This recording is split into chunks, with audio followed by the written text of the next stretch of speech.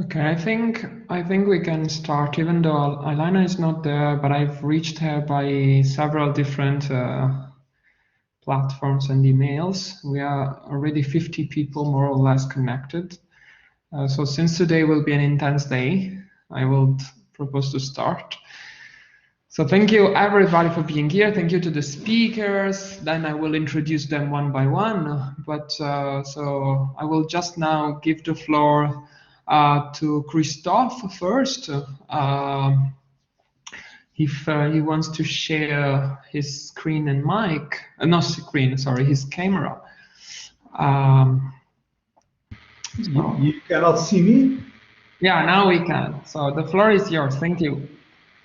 Okay, thank you, Gian-Claudio. Good afternoon, everyone. So first of all, I want to say on behalf of EDHEC Augmented Law Institute that I am very pleased of this cooperation between the Brussels Privacy Hub and the EDHEC Augmented Law Institute, and moreover, the EDHEC Business School.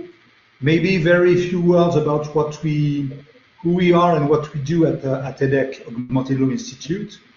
So we are strong of a team of 11 persons, and let's say we cover two big topics, and we have 3 lines of activities. The 2 big topics are, on one hand, how law and regulation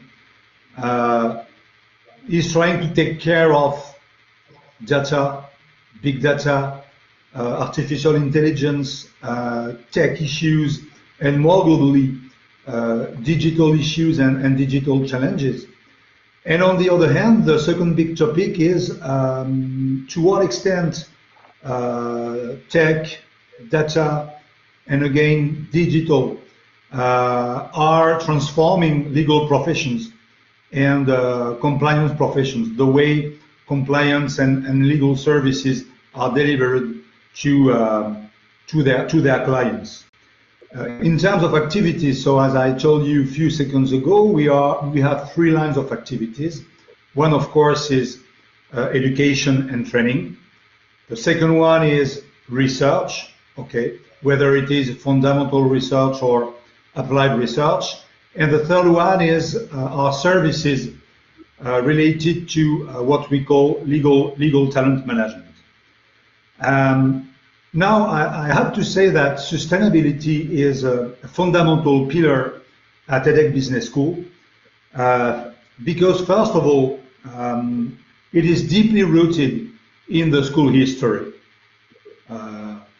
through years, and knowing that EDHEC was created in 1906, if I'm not wrong. And secondly, if we take sustainable in a broad sense, so I mean not only related to green, and even if green is of course key and a key challenge, our conviction is that the way data is collected, is stored, analyzed, treated, distributed, must be sustainable. Industry and the society will be more and more, as we all know, data-driven. And we also know that, if I may say, ugly things can be done with data. So it means that as a business and law management school, we must be committed to that the education and the training and the research we provide and we do will improve the society as a whole and also the economy. So I know that this afternoon you will discuss and exchange on this important issue of sustainable data and to what extent data can be and should be sustainable. So thanks again for coming, and I wish you a very, very fruitful discussion this afternoon. And unfortunately not on campus, but online. And this is the way we have worked during, I think all of us during months. Thank you, Jean-Claude. Thank you so much, Christophe. And sorry, I didn't properly introduce you, so I will do it now. So Christophe Roquillier is our director of the Augmented Law Institute and the former dean at EDHEC Business School. So it's great pleasure to start this cooperation between EDHEC ALI, Augmented Law Institute, and the Brussels Privacy Hub. I am a bit abusing of my position because I was in Brussels and now I am in Lille. So I'm trying to combine these two great institutions. And yeah, so now talking about sustainability, we leave the floor to Bastiaan van der Linden. He's professor business at EDHEC, and he's also the master director for sustainable businesses. So Bastiaan, the floor is yours. Thanks, Gian-Claudio, very much for introducing me, for welcoming me, and also for welcoming the students of the MSc in Global and Sustainable Business. There are quite some of them here today to follow this interesting conversation. And thanks also for setting up this connection with the Brussels Privacy Hub, because that's great, of course. Maybe I say a couple of words about the MSc in Global and Sustainable Business to also understand why this MSc is here and why this is such an interesting topic also. So the MSc in Global and Sustainable Business aims to, let's say, look at the future of global business, which means looking at the global business that can be very local at the same time, that can be operating within, let's say, environmental limits, and that can also be operating in such a way that it, let's say, satisfies important human and societal needs. Maybe privacy is one of them. Now, the MSc is organized in that we have courses around strategy, marketing, and so on, every time highlighting how sustainability impacts these disciplines. And another set of courses is organized around industries of which we say where sustainability is material. That means the industry has an important impact on sustainability, but also the sustainability represents a business opportunity for the businesses operating in this industry. We have 6 of these courses addressing different industries: food, real estate, energy, you can imagine. And this year we added to that, let's say, the data-based businesses industry. You know them better than I, but they're social media companies, search engines, and so on.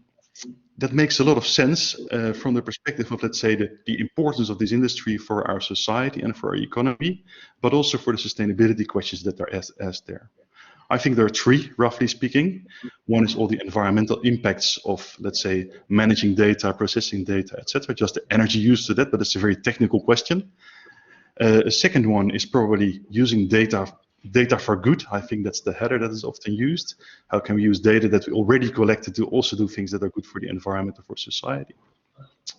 But a third and perhaps most important topic is issues of, let's say, large societal and human needs: privacy, freedom, perhaps democratic integrity of the public debate, and this kind of things, and how this is impacted by the data industry.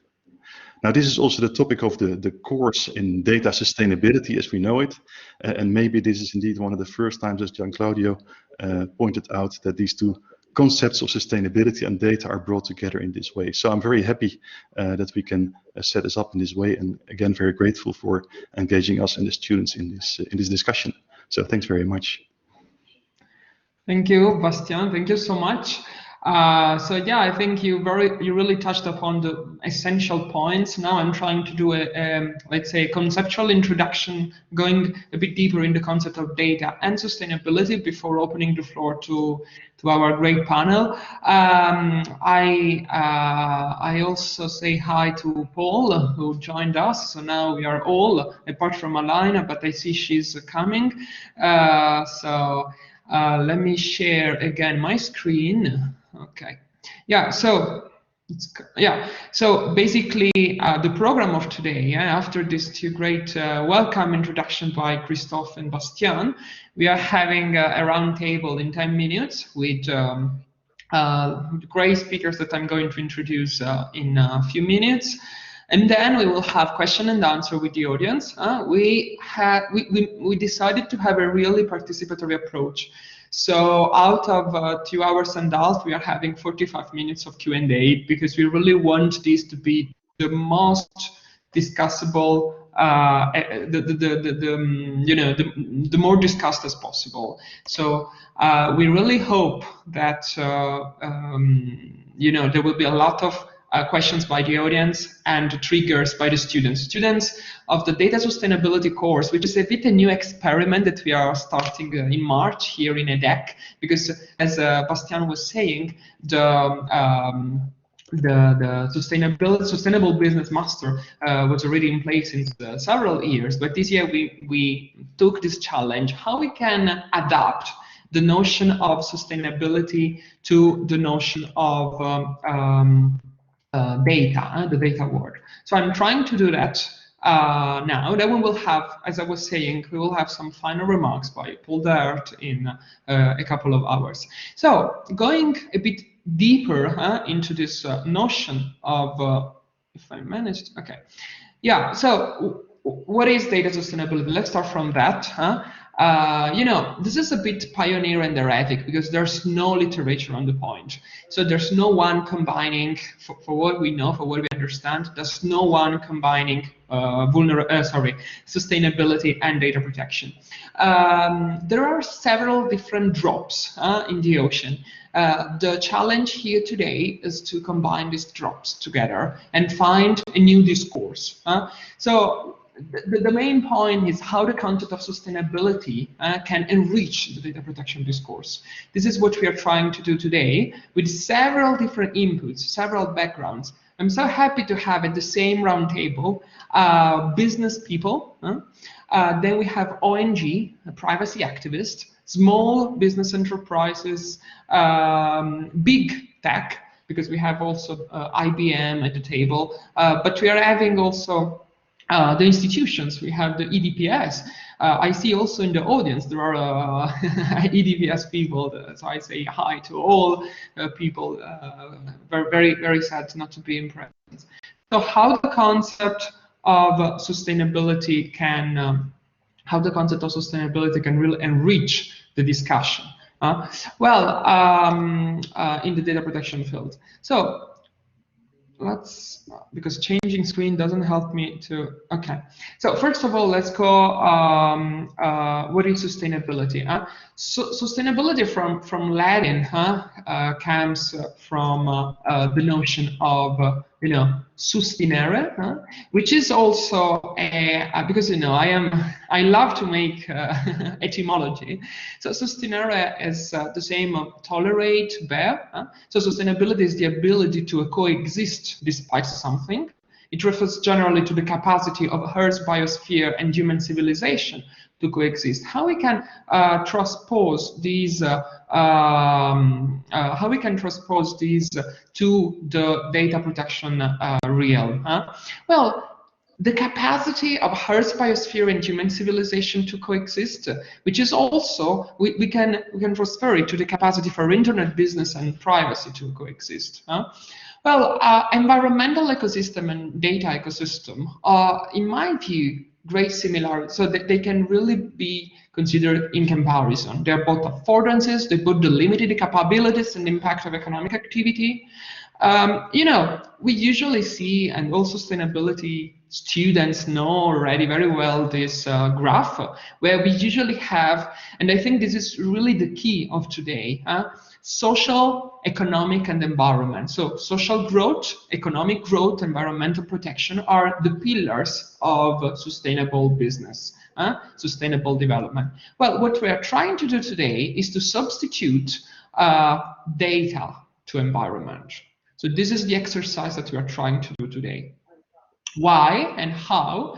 Well, because actually we might imagine several situations in which social growth and economic growth are not data protected, we can say. For example, aggressive analytics or free repurposing on the web.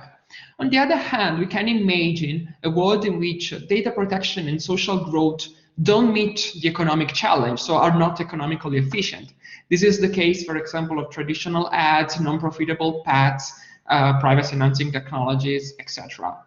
Then we can also have some data protection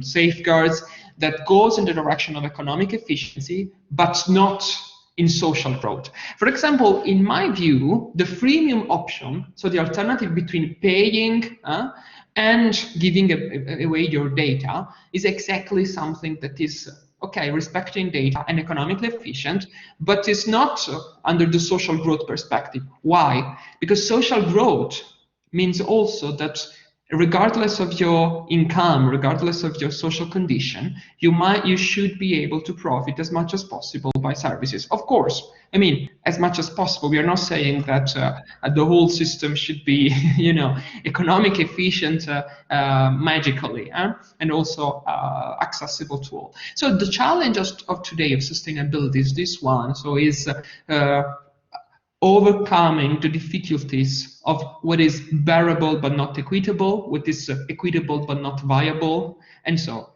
what is sustainable under the data ecosystem point of view. You probably know the 17 challenges of the Agenda 2030, the UN resolution. And data protection there is a bit hidden, but still present. I asked my students, where do they find data protection in this? And they said, pillar number 16, strong institution, justice. In the notion of justice, we have also public access to information and protect fundamental freedoms.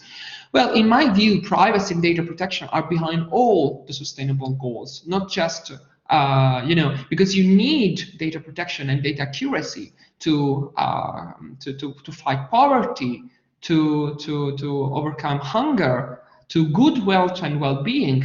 Everything can be put online in the digital world. So I would like to just call here the reflections of Amartya Sen. He's a great economic scholar. He wrote this paper, Development as Freedom. The students of the data sustainability course are already studying this paper. So basically, he wrote this concept that we cannot have sustainable growth without fundamental freedom. So he said what people can positively achieve is influenced by economic opportunities, political liberties, social powers, and the enabling conditions of good health, basic education, and encouragement and cultivation of initiatives. And again, he says that freedom is central to sustainable development for two reasons, the evaluative reason and effectiveness reason. But what I really like is the fact that he considered freedom as instrumental to growth and to social growth, in particular 5 freedoms: political freedoms, economic facilities, social opportunities, transparency guarantees, and protective security. And what is the news? I mean, all privacy people here, I think, might agree with me that privacy protects them all. Data protection and privacy are behind political freedom, and so are for political freedom, for economic facility, for social opportunities, for transparency, and for security. Everything in the online world, but also in the offline world. There is this great paper that I really suggest you to read by Omri Ben Shahar. He's a Chicago Law School professor. And so it comes from private law perspective, but he wrote this very, very interesting paper on data pollution. I think this is another small drop in the ocean that I'm trying to draw in a fil rouge today with you. Omri Ben Shahar was writing this paper in which he compared data to the environment. He said harmful data emissions are spilled into the digital ecosystem, disrupting social institutions and public interests. The concept of data pollution invites us to expand the focus and examine the ways that the collection of personal data affects institutions. Basically, he says we should stop considering data protection as an individual matter. This is a public thing, like environment. Environment is not just having a good garden in your house, because this is, of course, protection of your environment, but it's also producing more oxygen for the whole society and preventing social harms. So in this case, he says it's not people who need to be protected from mesh of data predatory contracts, because, of course, in the US perspective, is more contracts to regulate privacy. But rather it is the ecosystem that needs to be protected from the data sharing contracts that people endless enter into. So basically, it made this comparison between environment in the physical world and data ecosystem. Actually, I'm a bit abusing of this comparison here, so I'm like emphasizing it a lot. Environment can be polluted and data can be polluted because they can be biased, they can be spoiled. The environment should be protected to prevent collective harms to health, collective harms to safety, to social growth, economic growth, and also data to prevent collective harms to digital health, to digital safety, social growth, etc. Data and environment can be considered the target of negative externalities. So looking at the business perspectives, negative externalities occur when the product or consumption of a good exerts a negative effect on a third party. Here, the third party is the collective right to, good environment, but also right. And the law creates a burden on companies to internalize the cost. So going back to this example, we can really see that, and this is the other part of the story, we cannot have social growth without data protection. We cannot have economic growth without data protection. Why? Because data protection protects our democracy, protects our non-discrimination principles and fair justice. And so it goes in the direction of social justice, but also data protects the economic growth and economic efficiency, because data protect trust. Data protection enhances trust of individuals, protects accuracy, integrity, security. So, these points, I see that there are some chat, so I just check if there are questions. Okay, no, because someone was having problem. Okay. So we'll go on. So the point of trust, data protection enhances trust. Accuracy of data, which is the principle in data protection, is also enhancing economic accuracy and economic efficiency. So the challenge here is to show that data protection is not a burden, it's not just an externality, it's something that helps and conveys the message of economic growth. And I think this is particularly relevant because all these principles that were in this slide here, so democracy, non-discrimination, fair justice, trust, accuracy, it's a simplification. There are many more, but in my view, they are extremely well connected to data protection principles, as this slide tries to show. If we connect them, you see how many connections are possible. So democracy is connected to purpose limitation, to data minimization, to storage limitation, non-discrimination again, but also trust is very much based on transparency of system, on integrity and confidentiality, on accountability. Accuracy the same, integrity and security. So, all these principles are already a reality in the GDPR.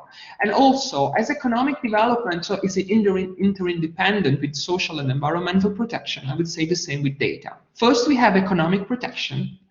Then, it's included in societal growth, which is included in data protection. We cannot have data, let's say, non-protection and societal and economic growth. Okay, so I'm going to conclude just with some comparison that shows us how data protection is similar to environment for several reasons. So I'm just abusing a lot of this comparison because I want to trigger analysis on this. I think it could be a really added value. The data protection impact assessment comes from the environmental impact assessment. So also privacy certification comes from sustainability certification, or at least there is a common story for both that emphasizes how data protection is somehow in line with the history and concepts and principles of environmental protection. And then the last part today is sustainable AI. Sustainable AI is based on several principles. We know them from the high-level expert group. And one of them is also environmental well-being and societal well-being. Well, we need AI to protect the environment, but we need AI to protect also the digital environment, which is, of course, full of many risks. So just to conclude, the mission of data sustainability, so why we are here today, why we didn't just need data protection, why we are talking about something new today, why 55 people are here to talk about something new? Because actually data protection alone maybe is not the whole part of the story. The principle of data protection needs something more.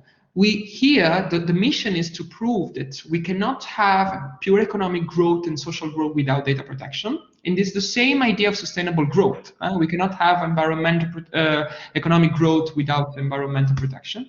And the mission of this new framework that I'm hoping to launch, I announce here that we are thinking also the call for paper and the new conference, possibly in autumn, possibly in person, developing this idea with the writer of data pollution, with more insights from environmental impact assessment, and all the speakers of today that now I'm going to present, to develop business models to study business models that proactively reach data protection, economic efficiency, and social growth.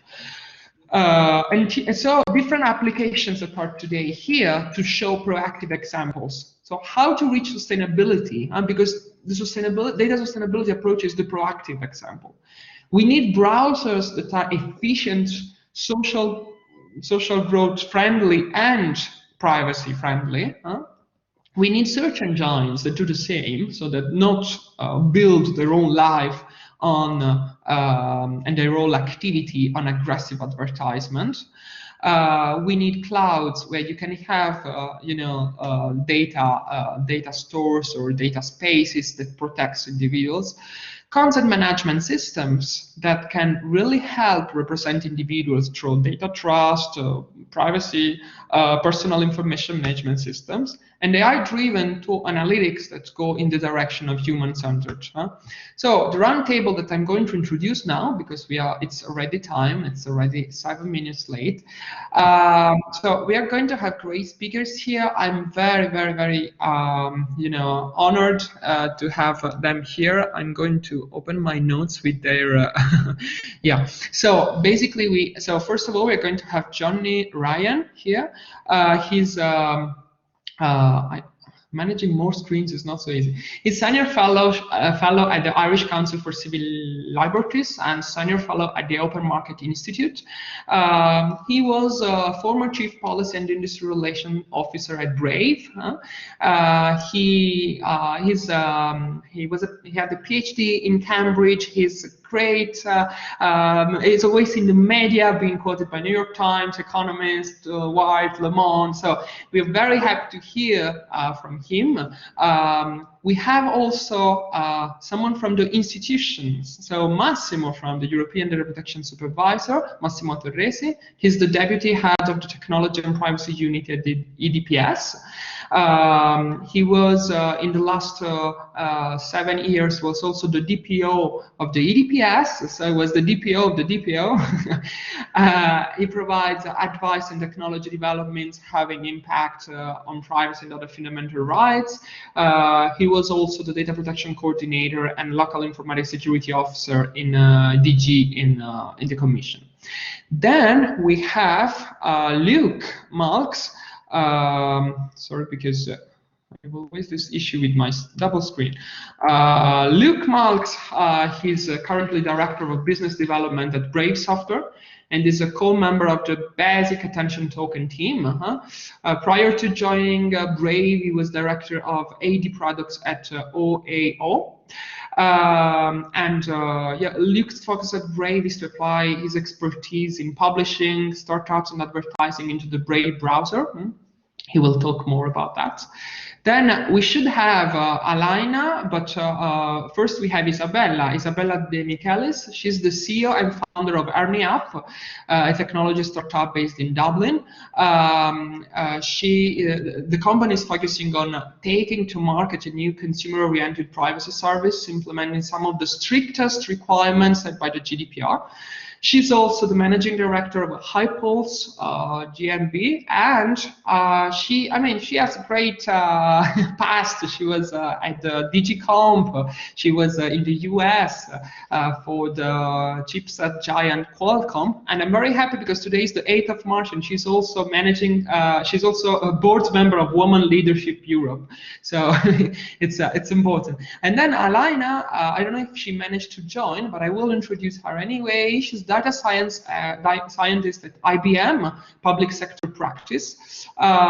She works on predictive models and fraud detection, improving natural language processing models for job matching, and creating tools to help other data scientists to use AI ethically. She graduated from Penn State University. She should be indeed now live from the East Coast. And she has also a background of engineering science. She's also a member of the All Tech is Human, which is the first reason why we called her, because All Tech is Human is a think tank trying to make sustainable AI. So not just saying that AI should be fair, but AI should be also sustainable, so efficient while being protective. Okay. So now I will leave the floor to our first speaker, to Johnny Ryan. Just to introduce a bit the debate. So Johnny, what do you think are the new challenges of data sustainability? What do you think of this data sustainability concept? What do you think are the new challenge in the business, so in the privacy business perspective, and also as an activist, as an NGO, working at the Irish Council for Civil Liberties? What do you think are the next challenges for the data protection perspective under the sustainability approach? And just to break your flow a moment, unless I misunderstood our arrangements, we're going to make 5-6 minute kind of spiels at the beginning and then discuss. Yeah. Okay. Yeah. Well, in that case, just to clarify. Yeah, it will be two rounds. In the first round, we will have 5 minutes, 6 minutes for speakers, if you know. And then in a second round, speakers will interact each other. So they will react to what other speakers say, and then there will be the Q&A.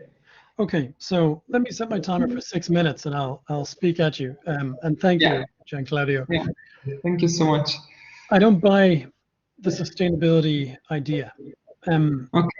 I like the idea, but we're in such a crisis that I think that idea is a little bit too utopian. Maybe it has a utility in moving us away from where we are now. Maybe it doesn't. I think today we're in a data crisis and we face dystopia. And the area I've been working on for quite a while now is focused on online advertising. And maybe I'll paint a picture of how things are in that market, and that will make clear why things are as bad as they are. So I want you to think of 2 types of organization and what drives them to use data the way that they use it. The first type is the advertisers, the people who are trying to get people to buy the products. The advertisers were promised a dream, a beautiful dream, but in truth, they were given an illusion. For 100 years, advertising has been a kind of an art. And then about 15 years ago, computer scientists promised advertisers that instead of it being an art, it could become a science. And like everyone who studied humanities, marketers suffer physics envy, as I do. They feel that anytime they see a chart or some graphs, they've lost the argument. So there's an old saying in the online advertising and in the previous generation of advertising that comes from an old department store owner called John Wanamaker. And what Wanamaker said maybe 100 years ago now is that half the money he spent on advertising is wasted, but he had no way of knowing which half. So it was an art. But what the computer scientists told advertisers was that actually you could follow individuals around the web and know exactly when was the right time to show them an ad. Now it turns out that that was a pseudoscience. We have a crazy situation today where Uber, for example, stopped spending 100 million of its 150 million budget and saw no difference because of fraud. Billions of the people who are seeing these tracked ads on the internet are actually software masquerading as people.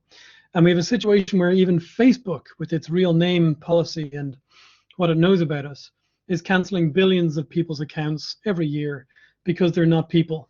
They're software masquerading as humans. So this science that was promised turned out to be a kind of a false science, an illusion. The other people to think about, the second group in advertising, are the publishers. So I used to work, for example, for the Irish Times. It had been around for a century and a half, and it's trying to figure out how to compete in the digital market. Like every other major publisher, that publisher has tried to emulate big tech, fighting to emulate this new dynamic competitor and build up a data store about people. But because they don't have the wherewithal to do that, no publisher really does, they rely on the tracking industry to do that for them. But this is a trap. It's a fantasy because they can't catch up. And so the publishers, once they integrated with the tracking industry, they became incapable of protecting their own data. So for the last decade, the tracking industry has been finding desirable audiences on a publisher's site and then moving to very cheap websites and retargeting those audiences there as well. And this arbitrage is what enables, to some extent, the bottom of the web to make money and makes it impossible for legitimate publishers to charge the same price that they had for their own audience. So we've got this crazy situation. Let me check time. We've got this crazy situation where both advertisers and publishers, by attempting to embrace what you might call innovation and data, are trapped in a crippling conservatism. And they have both railed against the privacy protections that could have reformed the advertising industry and saved their businesses. So let's talk about dystopia. When we visit, I should say, the advertisers or the publishers' web pages and apps, they tell the tracking industry who we are and where we are, what we're looking at. And that means that those tracking companies can build profiles about us. Now, there are two consequences. The first is, this is a cancer eating at the heart of legitimate media. And if legitimate media collapses and the bottom of the web persists or grows, we are in crisis. That will affect our social fabric. And the second problem is that the data that the publishers are broadcasting about us to thousands of companies in their efforts to ape big tech allow us to be micro-targeted. And so a consequence of that, for example, could be when you, John Claudio, apply for your next job, maybe a hidden algorithm will decide to reject or not shortlist you based on what you did a year ago, what you read or watched or listened to, and you will not know that. But also a consequence is that if you're micro-targeted to influence your vote, this is how that happened. So our conventional ad tech system essentially gobbles up our secrets and shits out social chaos. That's what it does. And the publishers and the advertisers are not going to put a cork back in the potion because they cannot put aside the notion of becoming big tech themselves. Oops, slightly over time. The advertisers have taken no steps to correct the situation. Now, clearly there are better ways to do this. We can be free as individuals, and legitimate publishers can be viable again. But what that takes to do it in one bang for everyone, right? What that takes is enforcement of the law. And now we come to the final and the most terrible illusion, and that is that there is no law. The GDPR does not really exist. It's a collective delusion that people like you and I get together about and talk about in webinars. It's a beautiful dream, and I share it with you. But until we see enforcement, that dream and the idea of sustainable data is a fantasy.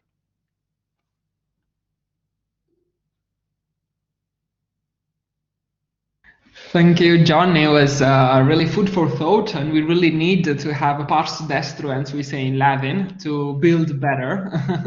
So yeah, but it was great to hear from you, also based on your experience with advertisement and publisher. Maybe in the second round, I will be very happy to ask you what you think about new Google policy of non-cookies and federated learning. But just to maybe this is another story. So you said the GDPR doesn't exist actually. So the GDPR is a bit of fantasy, a bit of utopia. Actually, we put in the title of this event that data sustainability might be an utopia.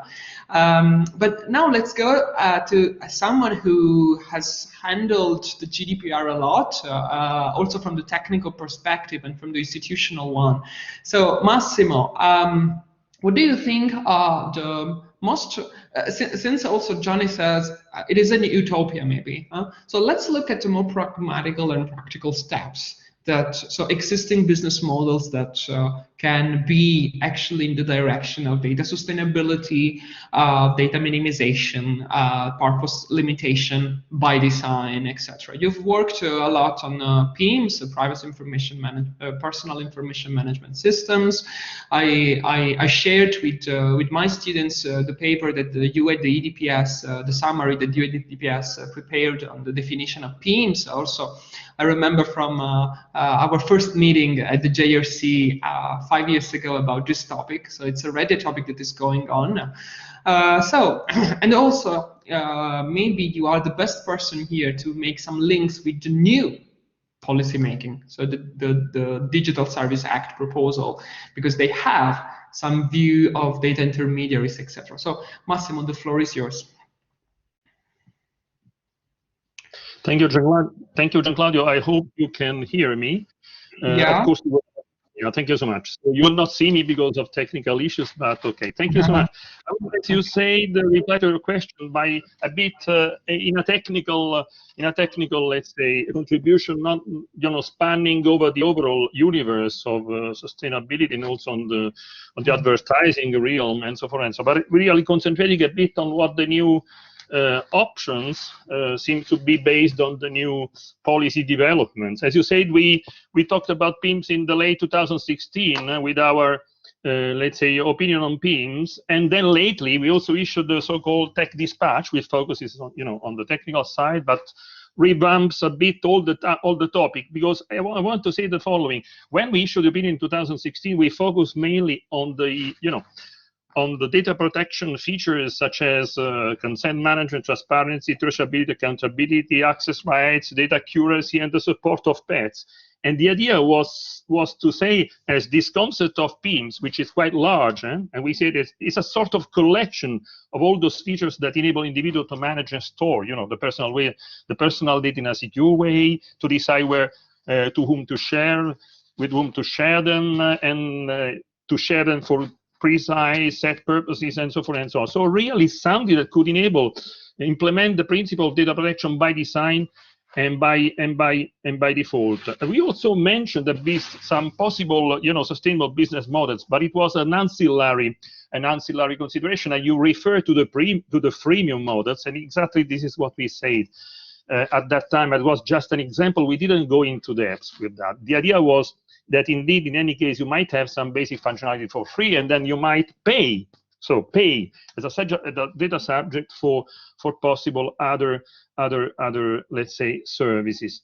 Now, as you know, there is a new data framework in the context of the data strategy of the Union, and in particular, I want to a bit to focus on the Data Governance Act. Why? Because Data Governance Act, among others, frames some new entities which are called the data intermediaries, providers of data sharing services. So now the focus is not any longer on the technical capabilities to implement data protection by design by default, but on the role of these intermediaries. And the idea is also to counter also certain dominating models which have shown to be very often, if not always, incompliant and not respectful always of people's dignity. So the idea we have inside there a chapter 3 that deals with intermediaries, which are not only dealing with personal data, but also with other kinds of data. So you have there businesses, you have individuals.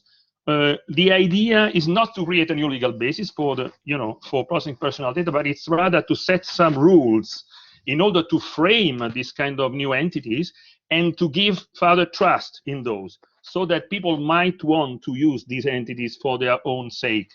Of course, as we know, there is a notification regime, so it's not an ex-ante check. So you have the notification regime, but you might have an ex-post check by new competent authorities created by this act. By the way, I have to tell you that very soon you will see the DPS, EDPB joint opinion on that, which will speak about which will give comments on this act, raising some issues at the very basics of the law. So it doesn't go maybe on the nitty-gritty details, but raises important issues, because this is a really creative piece of law that interacts a lot, let's say like this, with the existing acquis of the of the data protection framework. What I want to say about this DGA is that if you go a bit in detail on that, there is a limitation in the identity of these intermediaries. First of all, they have to create a one-to-one relation between the data subjects and the data users, and they should not provide the further added value services to these users.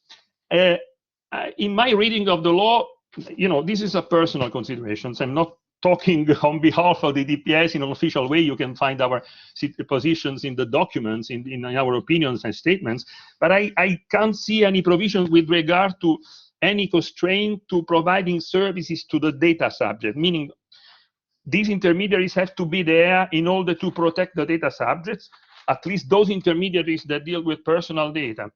And then they don't have to provide further services let's say to the users or to other businesses, in a way that they are sort of fiduciaries of the data subject. So it raises a lot of issues on how many businesses could frame in that model. Also because, as I said, the law looks a bit silent on the side of what kind of added services they can provide these intermediaries to the not to the users but to the data subjects. And if you look at the recital, there is an interesting recital that says that literally, it is important that their business model ensures that there are no misaligned incentives that encourage individuals to make more data available for processing than what it is in individuals' own interests. So if you look at Article 11 of the DGA, there are all the constraints for the intermediaries, both those that process non-personal data, that those that process personal data. For those that process personal, it is clear that these kind of intermediaries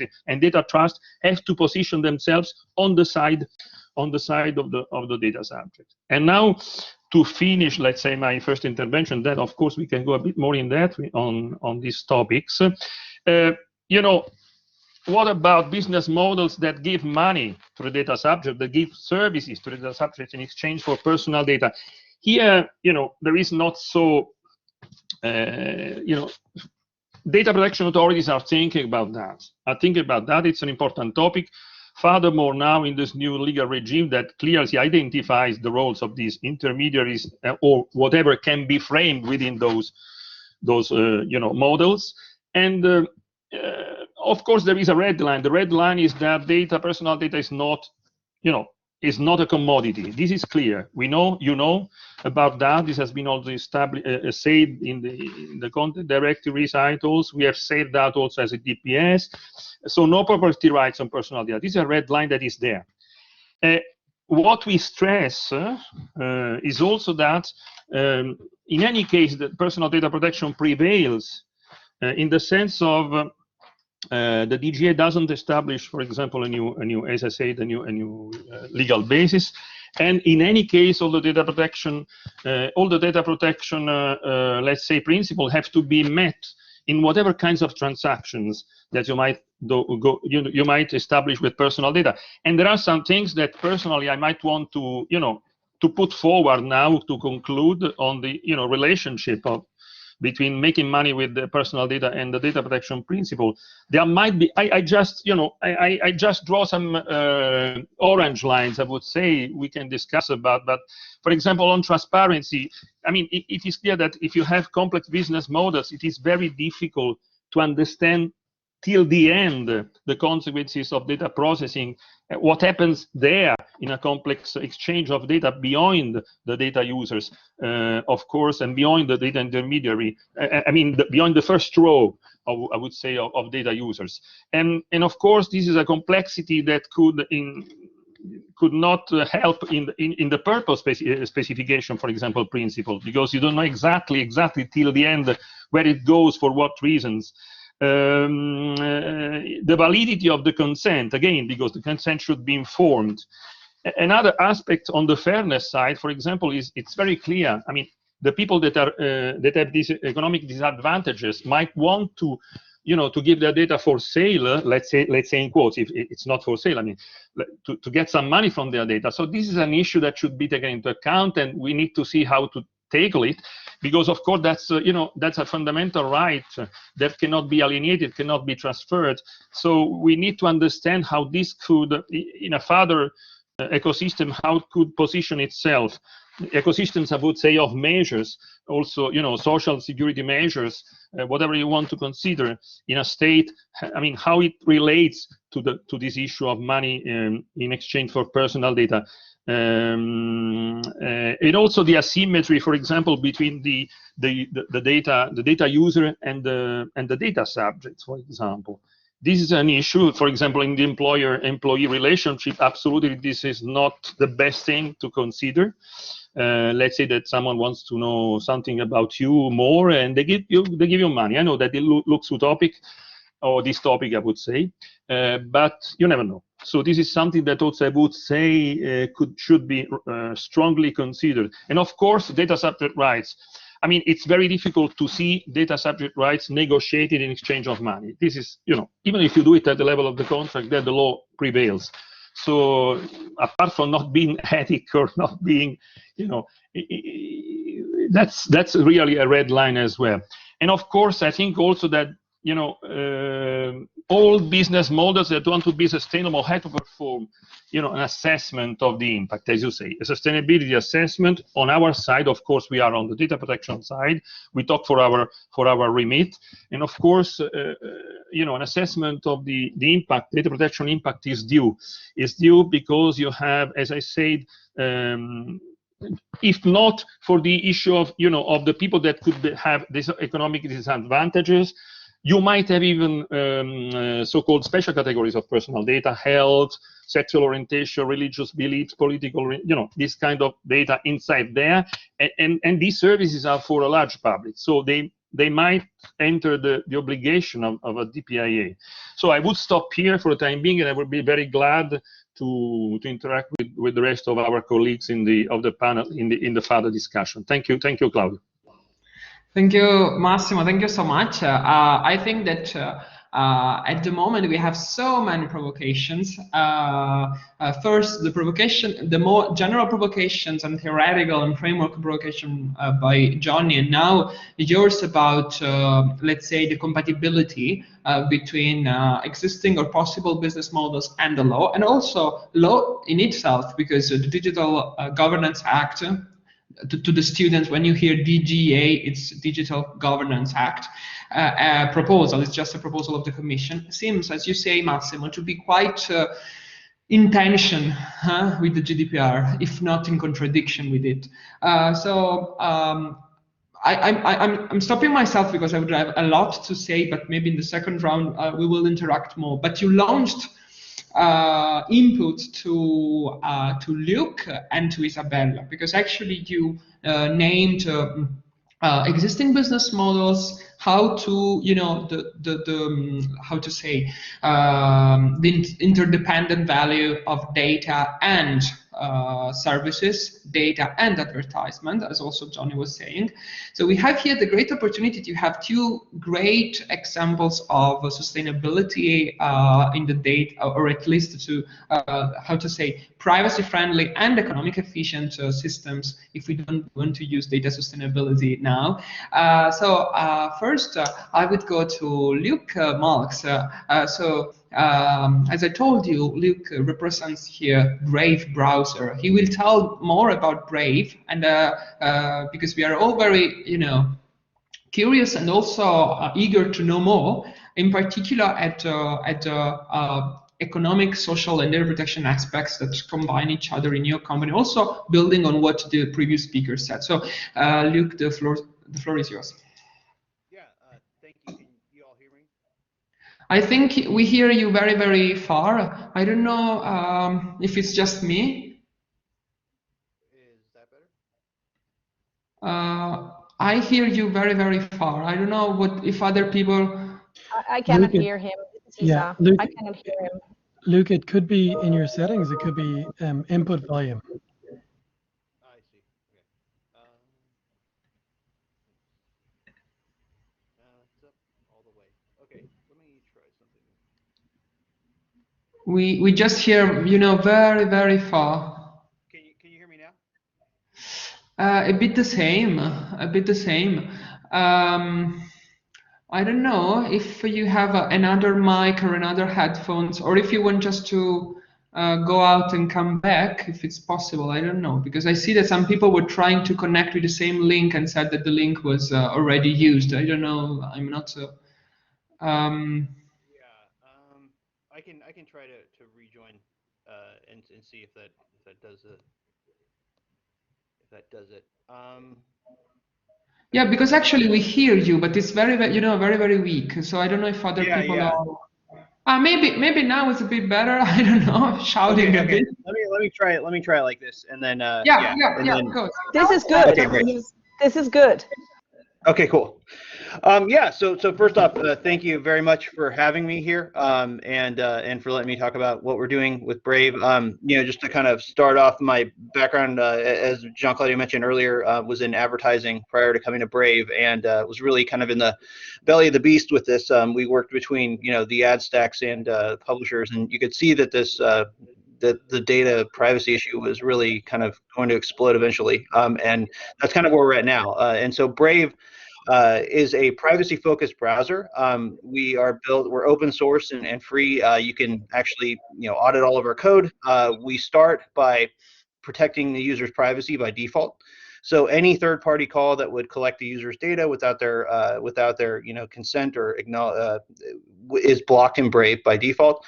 And then when you start that, you kind of have this great foundation to build in privacy preserving models that can also generate business, because we're not just about kind of blocking things. We want to make sure that the foundation of the web is one where businesses can operate. And the problem is that there's never been any real incentive towards doing these things in a privacy preserving way, at least from the business side. So we started building that in, and your browser is kind of your last line of defense, for user agency and for there isn't a lot of good browsers out there kind of protecting that privacy by default. And so what we started to do was, if you look at the browser, you have all of your information locally stored there, the sites you visit, where you're at, your information there. So we started to build models that use that local information to algorithms, machine learning on the device, to match ads to users that are, the users opt into advertising in Brave, and our models basically match ads, serve them to the user. And then this idea of giving the user a share of revenue for their attention, not for their data, because Brave as an organization doesn't want to know who our users are. We specifically designed both the delivery and the reporting protocols that we use to do so without Brave knowing who our users are. It's very intentional, because we don't think that you have to know who the user is in order to serve them an ad effectively or report on it. And nobody had really done that in the way that we are approaching it. So in April of 2019, we brought out the first kind of global private ad platform that did this, and we have grown 20x in revenue over the past 2 years. On the advertising side, our user base is around 25 million monthly active users, and we're hoping to be close to 10 million daily active users in the next couple months. And what we're seeing here is just, our growth has doubled over the past year. I think that you're seeing people, kind of walking with their feet to solutions that start to care, they're starting to care more and more about their privacy at more of a mainstream level, which is very interesting to see. But brands too, we could go to them and basically say, hey, look, we can serve something more effectively using our model that doesn't collect user data, that can still show you that you're getting a return on your ad spend, and that your dollars are still being spent effectively, from users that want to be a part of an ecosystem that protects their data and can still allow businesses to transact. And so that's kind of what where we've gone with this, and now we're kind of moving into new areas. We did an announcement this week where we're kind of doing an independent search engine as well, to also kind of go get these table stakes out in the market. But yeah, that's what we're doing at Brave, is basically like, ads are available in 190 countries, and some of the biggest agencies in the world are working with us now. So you kind of have to lead by example in some of these cases, and waiting for regulation to kind of take effect. It's always hope that it rolls out, but you've got to innovate and show brands, show people that there are alternative models that do not require all the data collection that the marketing industry and advertising would try to tell you is the only way of effectively serving that, which, thanks. So that's what I've got. Thanks. Sorry, I was muted. Yeah, great, thanks. So actually, yeah, the model of Brave has been, interesting for many, because actually, it was the first time that the user feel protagonist of ads, or that's happening on ads. And so this idea of user-centered, I think, is one of the key points in the data sustainability discourse. and is the basis also of other business models based, for example, on data lockers, etc. The idea that I think a lot of activists were starting to see with Brave was that you need to be pragmatic too. We cannot just say that we want, an internet that is totally, for free, but even for privacy. Brave is both, but I mean, at least it's more realistic in terms of how the heads work. There are a lot of questions for you in the Q&A, but before that, so I will now go to finish the first round. Maybe Alina is joining us. She wrote me an email. She had problems with with the time zone. So talking about user-centered business models, we have here Isabella representing EDHEC, which is also very, very interesting for scholars, for business. It's also like Brave, a disruptive model, of course, focusing on something else, which is not browser, which is more, she told me PKM, but she will explain us more.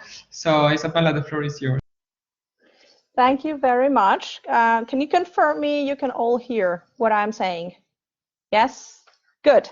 So I think that I love the idea that you've invited a startup that has started from a very, very long journey. We started 1 year before the GDPR entered into force to design an app that embedded technology that would serve the users one day to be able to unilaterally enforce their decision and assert their rights, even if the service provider, if the website, if the mobile app is not in agreement.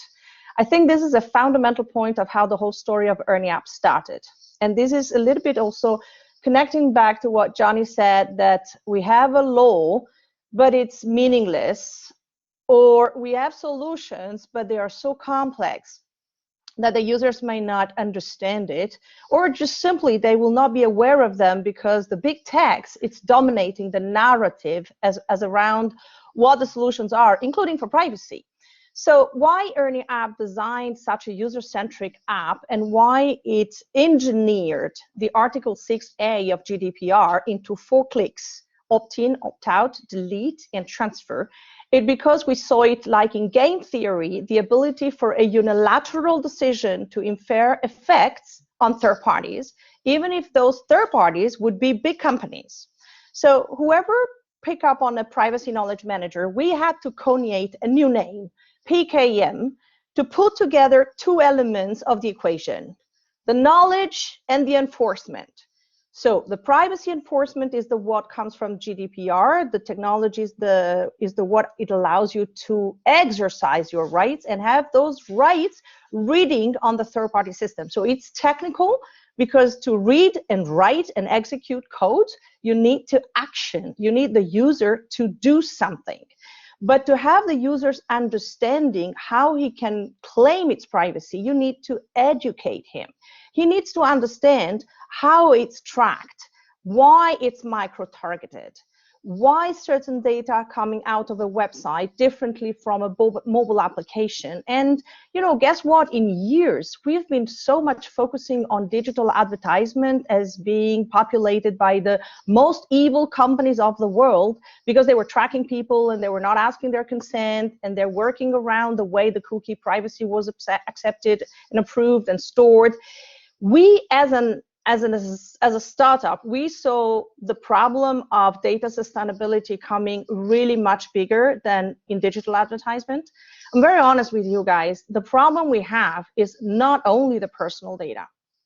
The predatory practices is across the whole data value chain, is about everything.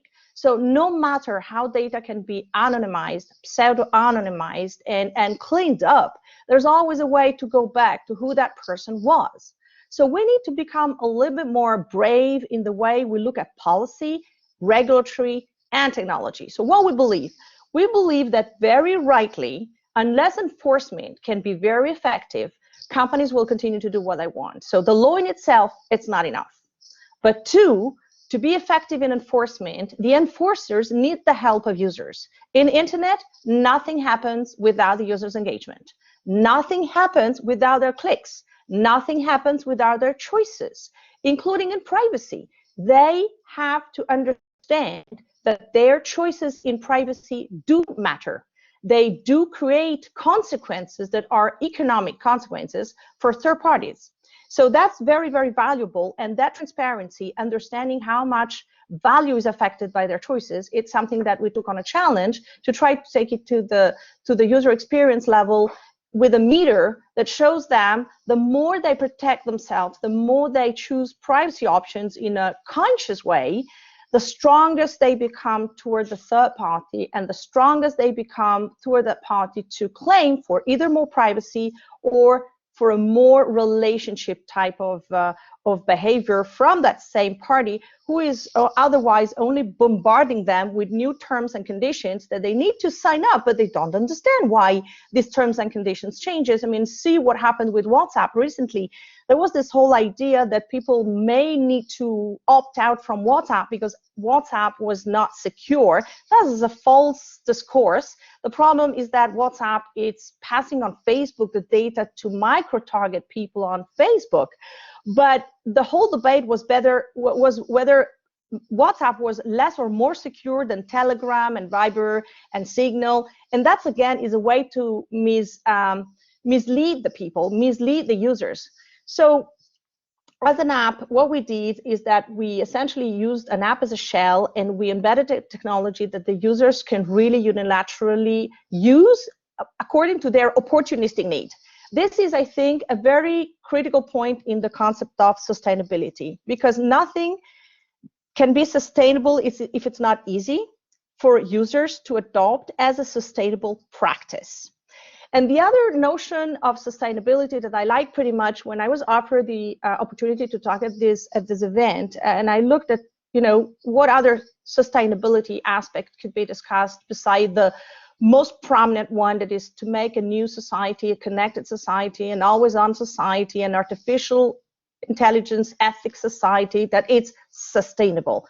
It has to be sustainable how the users they implement privacy, but it has also to be sustainable for the companies to live with compliance, because I cannot tell you how much expensive can be for companies to be compliant. And we have, as academic and as enterprises and as institutions, I'm very happy EDPS is present as well as in this event, to really constructively think of how to reduce the cost for companies to be compliant if that information gap between why the company needs the data and why the users may or may not consent to give rights to companies to use this data, that information gap can be very expensive. So if we can reduce that information gap by relying more on the user's actions, on the user's awareness, on giving more transparency to the users, the benefit, the positive externality will direct read into the balance sheet of the companies,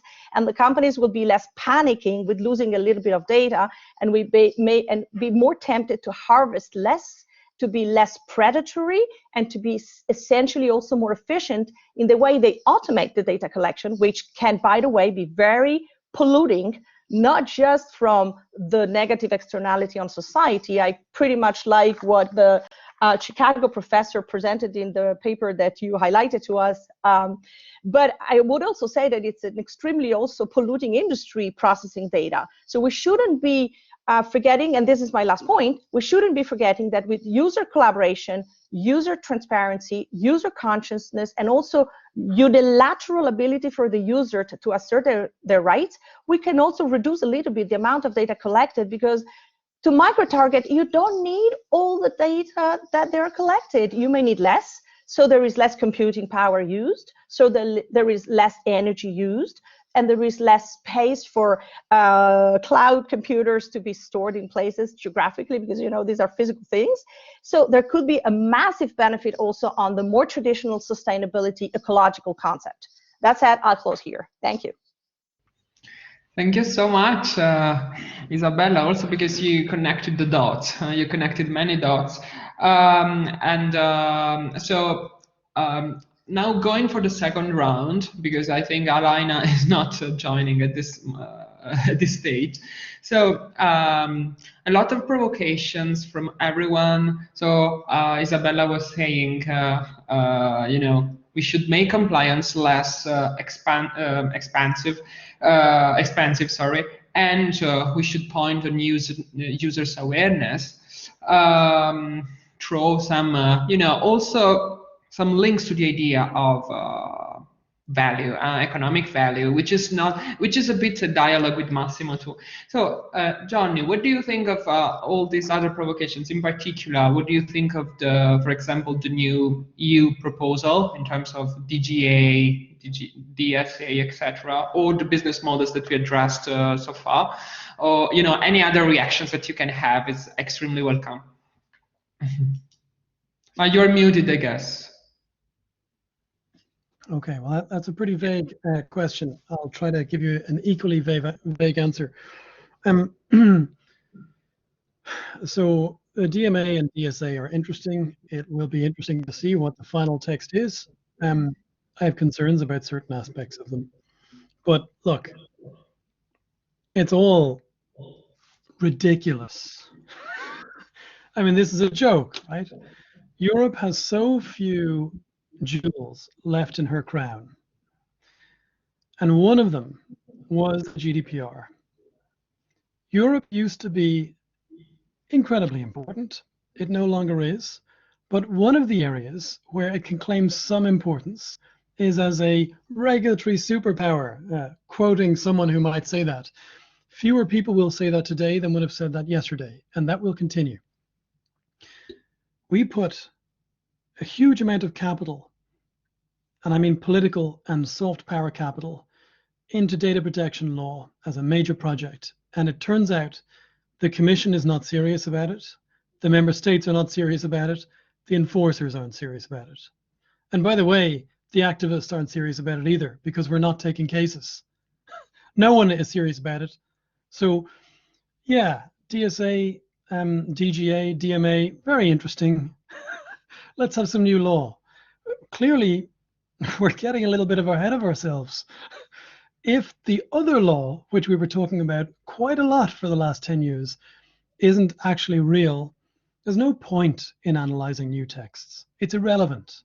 And let me just rant on a little bit about the Commission here. The Commission has not taken the opportunity to go after member states for their failure to implement the GDPR. I couldn't find one enforcer that is adequate, right, to do its job. Not one. The Commission hasn't launched an infringement procedure against anyone for that. It could have. But even more remarkable, it's one thing to not launch a procedure against your own member states, but with the United Kingdom. The Commission gave a draft adequacy decision, I think last week, was it, or the week before, to the UK government, despite enjoying an enormous data trade surplus. It would have cost the UK government, by its own estimate, £85 million. That's 13% of the UK's global export in any area. If there'd been any playing around with the data transfers, that figure would have been in jeopardy. Now, despite the fact that the ICO is at least as bad as every other supervisory authority, the Commission didn't even gesture at making an example. It didn't say, we might give you an adequacy decision if these guys improve. There could have been an incredibly valuable hypocrisy. You as a third country must rise to the standard we've set on paper because we're not ready to go after our own supervisory authorities. So I have no comments to share about prospective laws because we've done nothing with the existing ones. Yeah. So for what I see, I mean, you're very critical with the enforcement of the existing. So in particular, you say that data protection authorities and the Commission are not taking GDPR into serious terms. So are there other fields of law that could help? I saw maybe from Twitter, but also, you know, have been looking at this for some months so far. competition law authority against Facebook in Germany, the Bundeskartell organization, and consumer law, and for example, consumer law authority in Italy, etc. There's a lot of criticism of this because this is the real failure of data protection authorities. But on the other hand, we are all for the same battle. What do you think of these other tools? Just look. So yes, we have some less dysfunctional enforcers that are stepping into the void created by the failure to enforce the GDPR. But instead of, bye Massimo, and there goes the enforcer. Instead of instead of trying to plug the gap of the GDPR, which is absent from the party, by using other more mature areas of law and enforcement, what should be happening is, and you mentioned it before, purpose limitation should be used for competition. We should see the competition authorities working with robust adversarial data protection enforcers to essentially achieve a functional separation internally of big companies that should not be cross-using data within subsidiaries. Now, what our colleagues at the Bundeskartellamt did, and it is a worthwhile thing to do, is they took issue with the cross-use of data inside the Facebook conglomerate between subsidiaries. But they did not look at the cross-use of data inside each subsidiary between processing purposes. For that to happen, they really would need to be working with, presumably, a data protection enforcer that is worth its salt and that has enough people. And there are plenty of good enforcers who don't have the resources. Don't let me say that there aren't. But we have plenty of enforcers who have some resources and don't do anything with them. So we have a gap. We shouldn't be discussing new laws when we can't actually use the existing ones. Yeah. So I see that Isabella is raising her hand. So maybe she can jump in now so that Massimo also elaborates better on the provocation of Johnny. So Isabella, if you want to interact now. Yes, I would like to jump here because, well, first of all, I have to disclose that Johnny and I, we know each other. So I'm not going to be too unpleasant if I can say openly that I completely disagree with him. And the other thing is that I'm also an antitrust lawyer as a background. So I will now not speak as a startupper or as having developed a privacy app, but rather having been advocating for the last 4.5 years.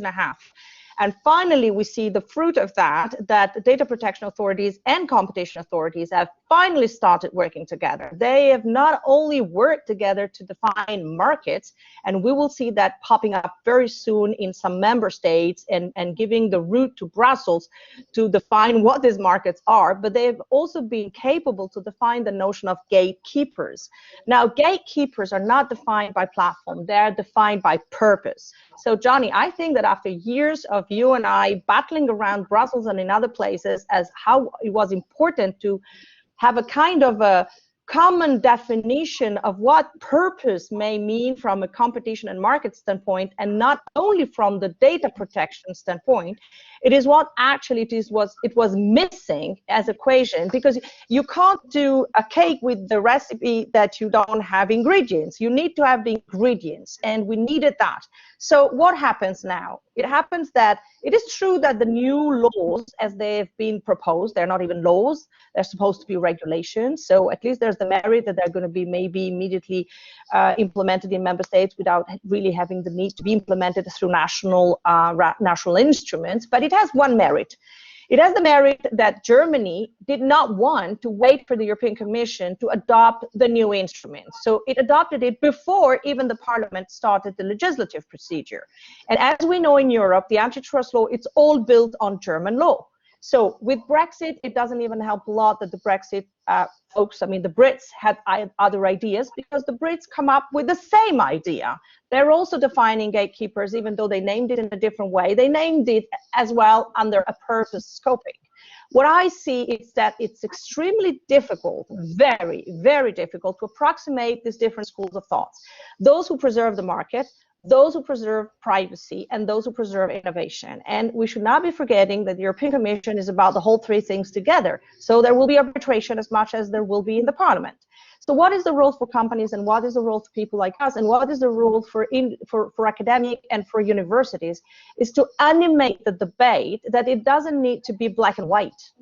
This is about negotiations and process and arbitration to write the rules of how we want to have the connected society of tomorrow. I mean, this is not a joke, guys. We are going to completely forget what the technology stack is, and it's all going to be new rules. Unless we write the new rules right and we endorse them and we believe in them, it's meaningless to continue complaining that nothing happens the way we love it, because the world is not perfect. We know that. But it has never happened in 25 years that you had outgoing member states like the UK, a dominant economy like Germany, and a full consensus college in the Commission to adopt in a speed of light 3 pieces of documents plus 1 political initiative that it's called Gaia X, all in less than 12 months. It's historical. So it means there's a need for it, which maybe was less evident at the time we passed GDPR.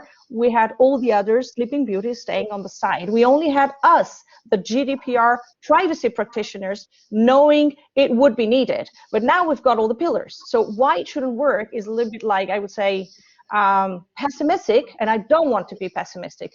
I think the last really important ingredient that the European Commission, the European Parliament, the national institutions, and the Parliament in the member states should not be forgetting is that nothing happens online without a user click or a touch or an interaction. So the more they leave out the people to the whole story as to how the data should be safeguarded, stored, processed, valued, and exchanged, is a big historical mistake. And this is a little bit what I'm still seeing missing, Gianclaudio. This is a call for activists, is a call for universities, it's a call for privacy hubs to broaden the narrative. This is not just anymore the narrative of protection. This is the narrative, the new pillars of how the data exchange will occur in the next 10 to 15 years. Yeah. Johnny, you want to reply, or we give the floor to Massimo? I'll say a quick one. Look, if things work, great. They haven't worked. Maybe there's going to be a big change. Let's hope. But I think it would be a mistake to not recognize how much capital, political and soft capital, was invested in the GDPR, and even so, it still wasn't real. People shouldn't be let off the hook for that, right? That is a damning indictment on everyone. Yeah. I mean, as a scholar, I think that GDPR is like a Bible, and every time we discover things that we didn't know. It's been 4 years and we still say, oh, but the GDPR already told this. Oh my God, but this is already there. And I was a bit surprised, going back to the competition law that you, Isabella, triggered by me, were talking about. The Bundeskartell in Germany didn't touch upon Article 7, freedom of consent. They just looked at the general definition. Of course, privacy and GDPR is not their field, but this is to say that GDPR is maybe more to offer, and so we hope that more legal, jurisprudential activism will be possible. Massimo, what do you think of this discussion? What do you think of, first, the GDPR as a self-complete tool that should still be applied in many fields, many frameworks? Second, all the provocations that we had so far, but in particular looking at the business models. So using consent and data subject rights as awareness and as a way to make compliance less, also problematic for companies. What do you think? What's your view on all this? Because there are so many things on the table. So. Thank you so much. So, Gianclaudio, indeed, there are so many things on the table, and I like both the provocation of Johnny and also the reassurance, attitude from Isabella, which I largely share, but I share also the concerns from Johnny on one end. On the other hand, I'm talking from the Data Protection Authority point of view, so it's not, on a personal capability, but still, the question is very simple. The GDPR came too late. That's a problem. I mean, the GDPR came, it was a very thought piece of law, of course, lobbied a lot as well. We can understand that. but it was also very well thought. So I have the impression that it's the best thing we could have thought at that time. The problem is that the time was late, meaning that all the business models we are, you know, I don't use the term fighting. We don't want to fight anybody. We want to, you know, all those business models which are incompliant, which are not in line at the end of the day, both with the law, but I would say with a wider concept of sustainability of the digital world as the real world, not a parallel world with the real one. So the one that enables the interactions at the social and economic way of society. So this is something which came, you know, the GDPR came well, very well, I think. But as you say, Gian Claudio, we are discovering more and more things that you say, okay, we have it in the GDPR. Look at that recital. It was already there. They say that, but it came late. It came late because all those business models which are bad, and I agree with Johnny on those who are bad, you know, are established. Now, the question is, and it's not because, I mean, it's not because they're established that, of course, the data protection authorities are not there to enforce. Now, the issue of data protection authorities is a multifaceted one, of course. I don't want to speculate at all on whether, you know, data protection authorities have an interest on enforcing or not enforcing on their member states for some reasons or for other reasons. I'm not going to go to this kind of speculation. What I want to say is that indeed, since we have the whole digital environment, which is not any longer, you know, the funny side of your life, it's not any longer, you know, the hobby, you know, something which supports your hobbies. It's something which supports the real life, the real interactions of people. I have the impression that absolutely, this is clear. The capabilities that are, the resources for data protection authorities are far, and I would not stop saying far, lower than what should be. Considering, by the way, all the, and you have seen in these proposals, how many new competent authorities are stemming like mushrooms, you know, from the new pieces of legislation, and we are thinking, what shall we do with that? We need to interact with them. That's very good. By the way, we were very happy in principle of these new instruments. Why? Because these new instruments exactly address what the DPS has been preaching. I mean, address, but not with the necessary courage. Or there is some courage, but we believe it's not yet completely enough.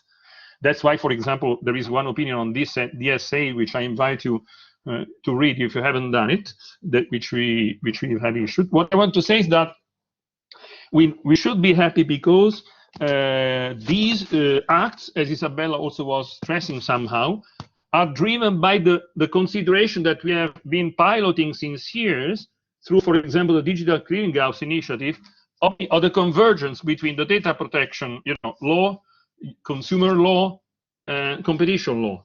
And indeed, if you look at these three acts, they put a lot of things together. They say without prejudice to X, without prejudice to Y, without prejudice to Z. And of course, you know, the nitty-gritty specialists, as we and my colleagues are on the law, you know, are reasoning also on how it is sustainable under the legal point of view. But yet there are interesting proposals that are there in order to, you know, not to have the principle of the GDPR applied, you know, natively, I would say, from the source, but already, you know, looking at a construction which is there, like a business model, and saying all of a sudden whether we believe that that's okay, and putting some limitations, putting boundaries, having a regime that looks at them. So there is, from the legislator, European legislator, a will and an acknowledgement that something is missing. Maybe a lot is missing. We need something more. We need to easy trust in privacy enhancing, let's say, initiatives that we have been presenting here or others. I mean, and awareness that this is we need to give some light, to give some fuel to them and frame them within a specific categories that the people could easily recognize, could easily consider as sandwiches and ally to them. Now, are they perfect? Is this frame so clear? I don't know. I cannot judge personally like this. I would be also curious whether, you know, our colleagues John, Isabella, and Luke, others, may recognize their own initiative within one of those models that are framed, for example, in the Data Governance Act. Because I think they are some of them, but I have also some doubts for the reasons I said before. But that would be very interesting to showcase and identify situations in order to understand if we need more, if we need less, whether these models, which are quite abstract and creative, correspond to the reality. And let me say that also, so I'm spanning over a lot of considerations. On consent, of course, consent, if you consider consent should be complied with, free, informed, specific consent, there could be clashes with some situation in contracts, of course. I'm not going to go this way. I'm not a specialist in contract law and civil law, so I don't want to go this way, but I understand also myself that I'm not a specialist in civil law, that you might have a problem, of course, withdrawing your consent and then having a contract that links you to the service. But so these are topics which are being dealt with. People are discussing about this. It's not as simple as that. Reconciling the data protection law with kinds of business models, but we are very grateful to those who have pioneered certain service and applications to the point that we have mentioned them in the past. Of course, with all the caveat, we still some perplexity we still have, which are open to also to the reality of the world, to the match against the real world, the real applications. I also agree with John on the fact that it's not so simple that certain models could prevail over the classical ones. Now, these law proposals are trying to break these monopolies, oligopolies somehow. Not sure they are enough. I like Isabella's take that says that it's not always the fault or the initiative of the law that should enable certain new realities in the digital world, but should be also the user behavior. Absolutely. But I understand it's not so simple. When you have, when you don't have the critical mass, it's the typical situation where they are the multi-stakeholder platform, for example. If you don't have the critical mass of offerings, I mean, people, of course, for certain services will not go there because that's it. But we should give examples. I know we lag behind, but also the DPS we are now trying to pursue for our IT support, trying to explore new avenues of I would say digital sovereignty, even though that's not our. It's a bit controversial terminology, but we are exploring also ways of alternatives, also to for IT tools that we are going to use for collaboration, IT tools that we are going to use for social media, and we are exploring. And even though there is no critical mass, at least to side the classical ones with these kinds of innovative and privacy preserving things. So I think the situation is moving very well lately, and the momentum that we have in the last year, as Isabella was saying, is far higher than the one we had before. Is it enough? I don't know, maybe not, but let's start with something.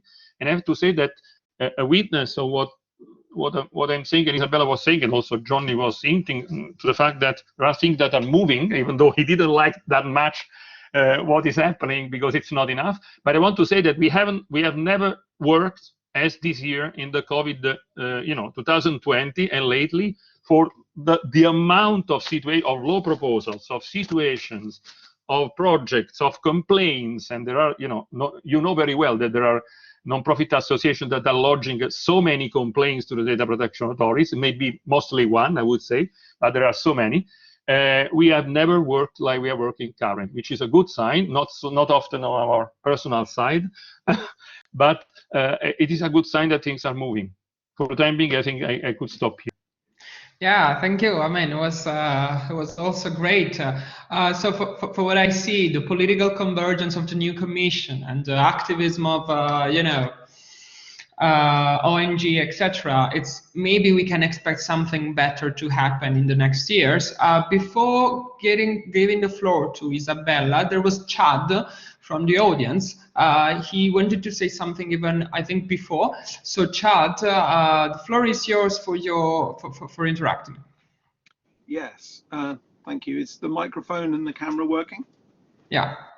Thank you. I wanted to try and bring this back to issues of sustainability. I feel that questions around the GDPR, its connection with consumer protection law and competition law are in some ways well-trodden ground. And we're here because of the intersections between sustainability and data protection. And my question is really about that, and about widening out the way we think about sustainability to encompass, you know, ESG, environmental, social, and governance frameworks, which, to go back to the law, under European frameworks, is supported by the non-financial reporting directive, which impels large companies to report on specific matters that impact the environment, society, and how they govern themselves. And I was wondering, under this ESG mantle, whether or not we should be thinking less about how the digital intersects with sustainability and the climate, but also why is it, and maybe this is echoing some of the things that Johnny is saying, why is it that under the social, which has a clear mandate for the recognition of human rights, that the rights around privacy are not part of the narrative of ESG reporting, although they are clearly fundamental rights in Europe? And whether or not another way of thinking about how data protection gets into the broader sustainability agenda is through the S of ESG, with much more attention played to the way that businesses are reporting on and working with stakeholders on human rights and privacy rights, and then governance, which is around how they're managing data, how they're being transparent about data within those broader sustainability frameworks.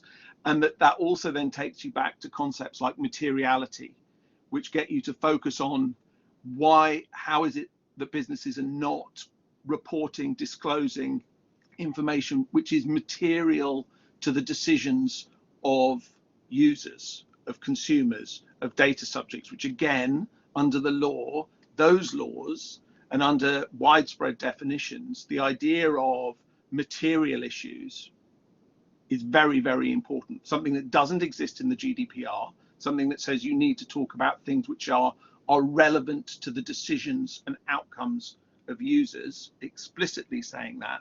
But whereas in these other laws around environmental ESG, they are there, compelling businesses to report on material matters, which also sort of echo some of the consumer protection laws which talk about materiality. So my question is within the sustainability frameworks that we see, does data protection have much more of a role in pushing firms through their ESG obligations to talk about the rights to privacy, and also about how their governance structures are actually reflecting what's required under the GDPR in terms of accountability and demonstrating compliance? So that was my question. Yeah, I think you well connected the issues on the table, and so how, you know, the different roles of the existing law, and also the burden on compliance, because this is the point. GDPR is giving a lot of compliance freedom, we can say, or accountability to data controllers, and that's maybe the main point. So that's why maybe Isabella was stressing a lot this point on let's focus on users, on their action, on their choice, and their rights, because maybe this is the key for opening it. I saw that she was raising her hand. I don't know if it's still... Yes, yeah. it is still valid. I think I wanted to make a point on something that Massimo stressed, but I also find it what Chad pointed to. Yeah. You know, we've lived with the whole concept of the open internet, and this idea that technology is always good, innovation is always good, and it always improves productivity, and we all get very happy with it. And even if you look at the story of how we ended up in Europe with GDPR, and how strong we've put the right on users to assert something, it is also absolutely difficult to make it happen, right? I mean, we see that there is a real disconnection between a right and the exercise of the right, okay? So my point is the following. Why don't we start thinking about the notion of the right of choosing, the right of asserting, a little bit more technical and a little bit less legal? I mean, why are we not thinking of technologies that essentially guarantees the rights of users, because there are third parties that do it for them? And I'm not talking at all about the data intermediaries. That's a complete new, strange entity that it's popping up in the market, and I'm not even sure the users will buy in, because you need to be very convinced to move your data from one place that you love, a service provider you loved for 20 years, to go into someone else you've never heard about, but it tells you that he's more trusted. But think at a much more upper layer, the layer of the front end. Up to now, we had websites applying cookie policies and people just clicking on because the thing that they detest the most is to be prevented from consuming the content that is on their favorite website. And then the drama happens because they clicked without knowing what it means. And then what happens, because the GDPR and because the privacy really makes it really more difficult on websites to do the things that were a lot easier 10 and 15 years ago, the advertisement and the tracking technology and the digital advertisement in particular jumps on the mobile internet and builds on a complete different stack to do even worse than what they were doing on websites, because this is how the industry behaves. The industry works around laws, works around regulations, tries to find a way to work around everything that is a cost and it's an impact on their P&L, all right? So the narrative should change a little bit. If we as activists, institutions, competitors, I see myself as a competitor to a lot of provider of solution of consent that are totally designed for enterprises and not at all designed for users. So we are the only one who say, if the front end is designed to be frictionless, if the front end for managing consent and it's a default opt-out, not a default opt-in, like a little bit iOS 14 with Apple did, then the users have a real right to say yes to who they want to say yes, and to say no. They don't need to get a fatigue to say no. They will always be no. They will always be opted out. The battle will be for those companies who can really win back the yes, but rather the opposite, you see? It is not that everyone is a yes until someone says no. It is not that the data get deleted on a search and because the user does it. They get always deleted, and the data get always opted out by purpose. And the system can really be profoundly reversed. But it's a shift. It's a shift to say, do we trust the people to want to do it? They need to have incentives. Do we trust the institution to believe the users are better enforcers than the institutions? Well, I can tell you there's a lot of people in Brussels who do not believe that. And 3, are there enough companies in the world who have enough new business models to compete with this reverse approach to consent and to data processing permissions that are willing to put the capital in the how we do it? I think these are more for new debates if you want to animate them, but they all boils back to, are we trusting people to be the most important part of the paradigm of the equation to win privacy as a right and to win new business models that are respectful of privacy? Yes, no. I don't think that if we just put the burden on companies, we'll ever succeed.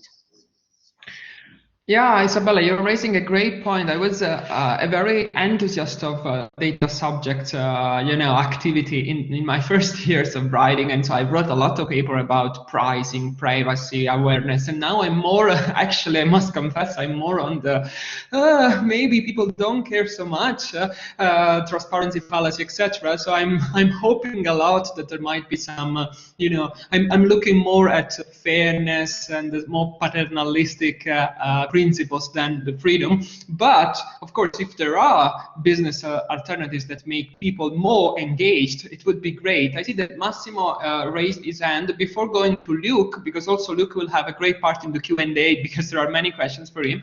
So maybe Massimo wanted to jump in. No, okay, I can leave it for Luke. Just to say that, Isabella, on the one hand, I understand that you say, I'm not sure I understood you correctly. So on the one hand, you say we want to empower the users. That's the way also the way that, of course, the users are also consumers. So companies will change when a critical mass of consumers that are moving. We have seen, for example, recently the issue of Signal and WhatsApp. That Signal all of a sudden they could sustain, the demand because of people that were moving from WhatsApp. So this happens as well. But I'm not sure this happens still to a critical mass. But of course, we have social media that if they do very bad things on one end, they help. Having the users and the data subjects' voice reach the right people. But you also spoke also of data protection by design by default. I understand you are talking about technical means, and this is already something which is mandatory. Our only problem is really to have the resources to enforce all that. This is mandatory. Can I step in? Yeah, step in, please. Yeah, okay. You can step in now, and then I can continue. Okay. I'm jumping in because you made a very important statement, and I want to make sure to be understood. I'm not talking about the privacy by design in the sense of the UI side of the story. I'm talking about how many privacy options, designs, and functionalities can you compare if you look at 3 different of the largest social networks on Earth? The answer is that they are not comparable.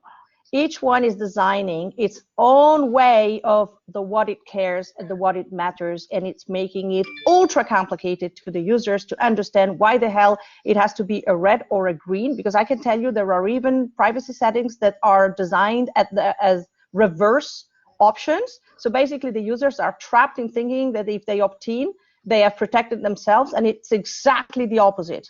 They are actually sharing more.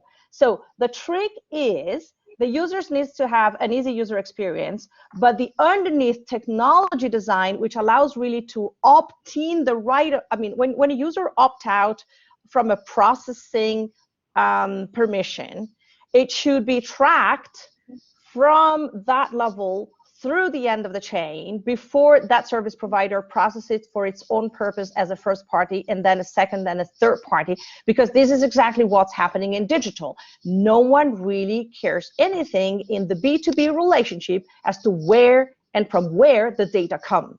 If they come from a source that is connected to the exchange, everybody's going to use the data that it's transacted because it has an ID that can be transacted. Now, if that ID was tied into a state of consent that could be passed through, like a little bit you do in the patenting world, the patents are protected because they are written in a way that can be asserted, whichever is the manufacturing industry that implemented it in its product, it can always be devised, which is the originating patent, the patent read on. So if the consent, for example, could be one of those logs that you would read through the chain, and you would associate it every time with the purpose by you, the permission usage, you would be sure to make a very much more difficult life to the Google and Facebook of this world, because they're only first-party consent collectors.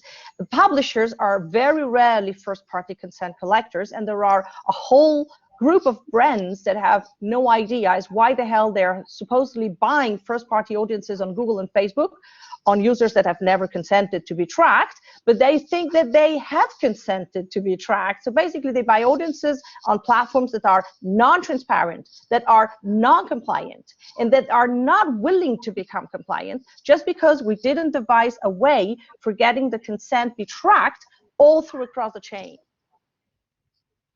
This is technical. This is not design of the UI. This is technical deep tech implementation. Well, the problem is there, to what point you want to legislate on these kinds of things. Because, for example, in the Privacy Directive, there was an attempt in the proposal to say, okay, we want to show through technical means in the browsers, our intentions, to set the privacy preferences, which by default, as you know, it's, you are not tracked at all.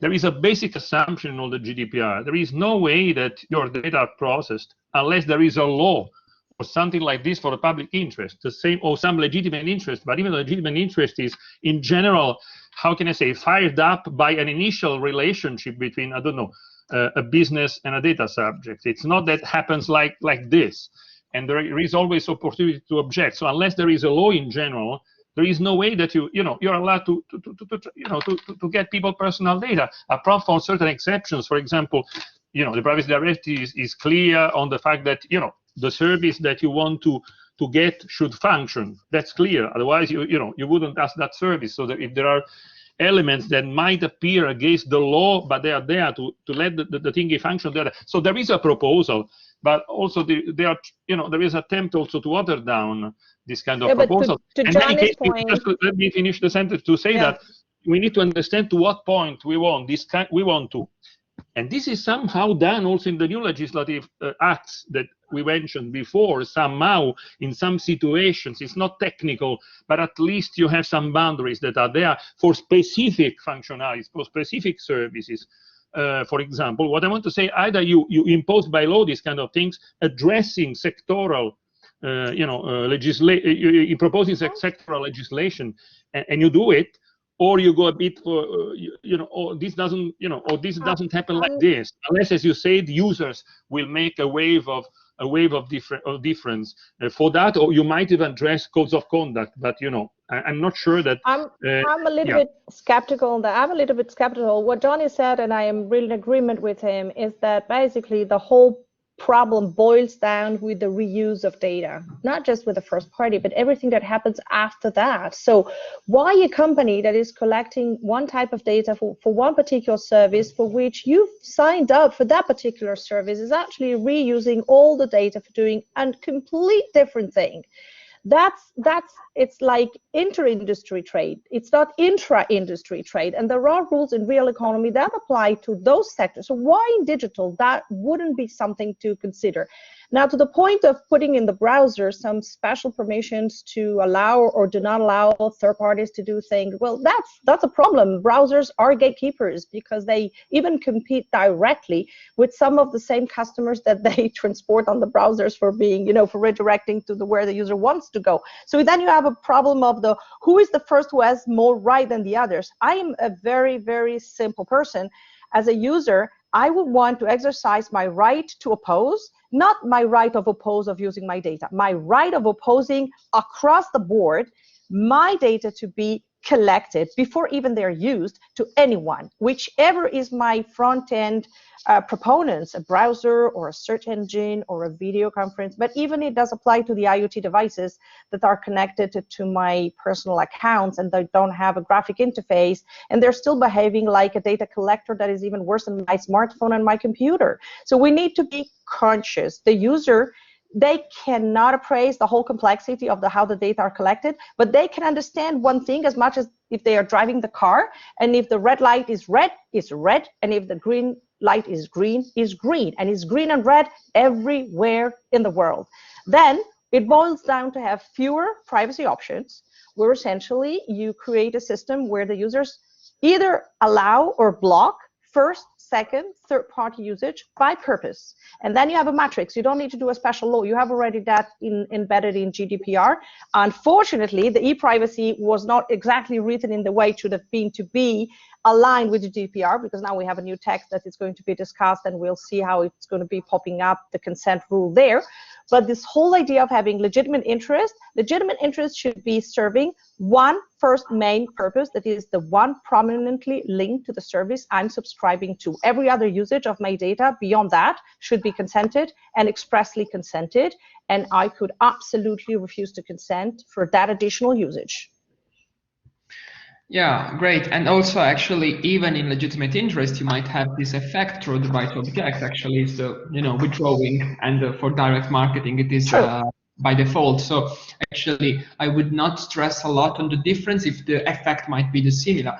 Going to Luke, and before opening the Q&A, so I invite students to prepare questions. But before opening the Q&A, I would like to ask Luke, how do you see all this mess? So how do you see, for example, the data governance and the data service to impact your company? And in particular, what's the role of a browser in all this? Because you saw Isabella said that browsers have great value in this, limiting or empowering the choice of users. So I don't know.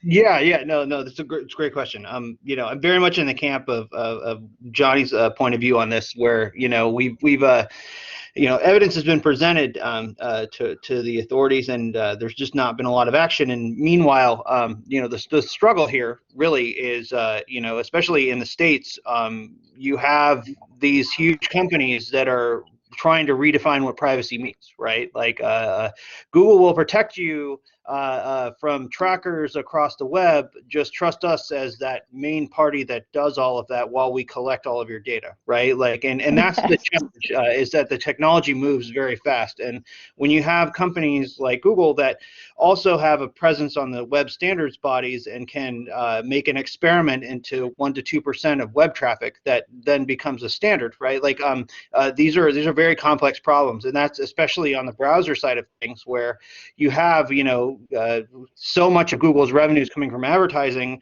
and their browser also manages to log you in by default if you use any of their web services. So there's almost like a redefinition of terms happening, and I think from our point of view at Brave, it's very much along the lines of make alternatives work that do not require the data collection in the way that it currently is required as a business requirement. I mean, because that's the reality, is that unless you're bringing something new to market, you're going to have to deal with some pretty complex relationships with these technology partners, and I think it's been established that a lot of these are not lawful, and so without better enforcement, this is just it's going to be a lot harder to see meaningful change unless you have companies that are actually innovating and doing it in a way that's catching on. So I in some respects, I think it does come down to the users, and the users kind of waking up to some of this, but also there's just these companies are so huge that they can really kind of move pretty quickly despite that. So that's what I'll leave you with there. Yeah. And before that questions come, because now all audience, please interact and make question and raise your hand. I had one curiosity to ask you. Now Google has turned against the third-party cookies. They're trying to show particularly, privacy-friendly and user-centered. They are pointing a lot on federated learning. Do you think this is going to affect your market share, or do you think this is something good in terms of effective privacy things, or do you think it's just maquillage? I think it's a lot of hand waving. To be honest, I think if anything, it's going to end up consolidating Google's grip on the industry, because a lot of the third parties that are, in as much as it's a good thing to eliminate third-party cookies, Google's basically in a position where they can wipe out a lot of their competition by shifting the way that these ads are served, and we're already seeing it now. You're seeing it now. They have Google Tag Manager going more server side with these things. Like they have such a grip on the publisher market that they can bring in something that they call innovation and then have it work as a way to kind of like sidestep their way around it. So I think it's good that privacy is getting in the zeitgeist. I think the threat is that how people interpret what that means, right? Like they're not in Europe. It's very clear, but in the U.S. it's not, and so that's my point of view. I think we're telling a good story here with the amount of people that are on our platform and using our technology, and I think that speaks to a lot of the public interest out there in having new solutions that are better. But from our point of view, it's been around kind of the benefits of efficiency that you get when you remove a lot of this data collection from the circumstances. Like if you kill all these scripts and resources that are collecting your data, you actually end up with a much performant experience, lower energy consumption, and lower data being brought over the wire. So a lot of this is around kind of getting the key concepts that people understand, and will move on, and then showing them that they have an additional benefit at the end of it. Yeah, I like your constructive approach a lot. I think there are four questions or for intervention. I would give the floor. So since we already heard from Chad, I would first would like to hear from Nadim, Jean, and Lola. We can collect their questions, and then we go back to Chad. So Nadim, please. Good morning. Can you hear me? Yeah. Well, first of all, thank you very much to all the speakers for sharing their knowledge and opinions with us today. I think it's a question more for Massimo Torrezzi, but for the other one, I'd be glad if you want to jump in or react. Concerning precisely PIMS, data locker, data trust, I think we had a very broad approach of a lot of things, but especially on those matter. Would you say that the main issue or challenge today is simply economical and business model related issue, or do you see other challenges, topics that are very important for those? Thank you, Nadim. Massimo, do you want to reply now, or we collect some more questions? As you prefer, Giancarlo. It's up to you, to the organization. Okay, let's. So if you just remember this question, now we go with Jeanne. Yeah, hello. Thanks Hello. to everyone. My question is more business related, as we talked a lot about law and GDPR. For Luc, it's a question about your business model and to know more about how you manage to still be profitable, even if you give 70% of your ad revenues to the users. Great, thank you. And then Lola. Yes, thank you, everyone. My question is also about business model, maybe more for Massimo, but I think it's open for everyone. You talked about the fact that business model already established was a big problem for the enforcement of GDPR. I didn't really understand what would be the aspects that would have to change in the business model in general to be more data sustainable. If you have other examples, maybe. Yeah. Great, thank you. So Massimo, if you want to react, and Luc then. Okay, thank you, John Claudio. I go directly to thank you, Nadim, for your questions about PIMS. So you say your question is, do we have just economic issues now? I mean, the issues related to the business model and the way it positions itself economically, and it relates, to the society and to data subjects, or there are others? Honestly, first of all, as the PIMS doesn't, PIMS is a very wide category. What we like from PIMS, we want to recognize in PIMS, which doesn't mean that all PIMS have these features, are those, features that are both organizational and technical, that allow to implement the GDPR, and be compliant with, and be respectful of the users and the data subjects. And when I say also organizational, is that there are a lot of PIMS that are not just services, but also have an ecosystem around that. Means that they also establish a sort of codes of conduct for other entities to interact with them, be them public administration or other businesses. That's interesting. There are attempts to create a sort of sustainable ecosystem. In general, I'm framing things in general. Of course, then we have to talk for each and every case in a different manner. So, and on top of that, you have technical features that enable, by design or not by design, but in general, the certain features, as I say, data accuracy, could be the traceability of the way the data are used by the data user or the other third parties, as Brave does, defining purposes or defining companies to which you want to disclose the data, and defining precisely the purposes for which this data may be disclosed, making so that these people that don't match these these terms will not be able technically to get the data from your data store, for example, or from the places you keep this data. So this is fine. This is not a problem. I mean, this is a description of what a PIMS in general might be, and then you can pick up a few features or most of them. The issue is now that we are talking about is the sustainability of the new business models. So the more you go in a way that at the end of the day you keep intrusive in terms of the kind of data you are going to process. For example, special categories of data like health, as I say, religious beliefs, and so forth and so on. The more critical the situation is, and the same goes for transparency aspects and so forth and so forth and so on. And of course, there is also the issue of the monetization, or giving your data for, for free, but not for free, in exchange of services. There are, I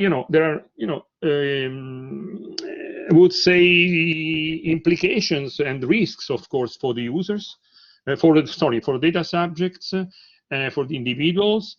And also, and this has to be taken into account by those who, of course, create these business models. So what I mean is that, indeed, I see now that the practical implementation of the PIMS and the business model around that and the ecosystem around that is the critical part of the game, because for the rest it's just a description of the technical organization capabilities, might help them be one element for implementing data protection by design, by default, and the GDPR as such. And by the way, PIMS can also help controllers, so it's not they protect if well done, they not only protect data subjects, but they give an instrument, a tool, a way to interact with the data subject to the controllers in a way that could sort of natively be compliant, with the GDPR. That's the idea behind, but it's mostly, a conceptual model that should be matched against each and every implementation we have. So that's the reply to the first. Yeah, and to Lola, maybe you wanted to. Yeah, to Lola, just to say that when I point the fingers to the current prevailing business model, I'm thinking basically on two kinds of, one is, the models based on behavioral or intrusive behavioral advertising, to the point that we EDPS we have even asserted in our DSA.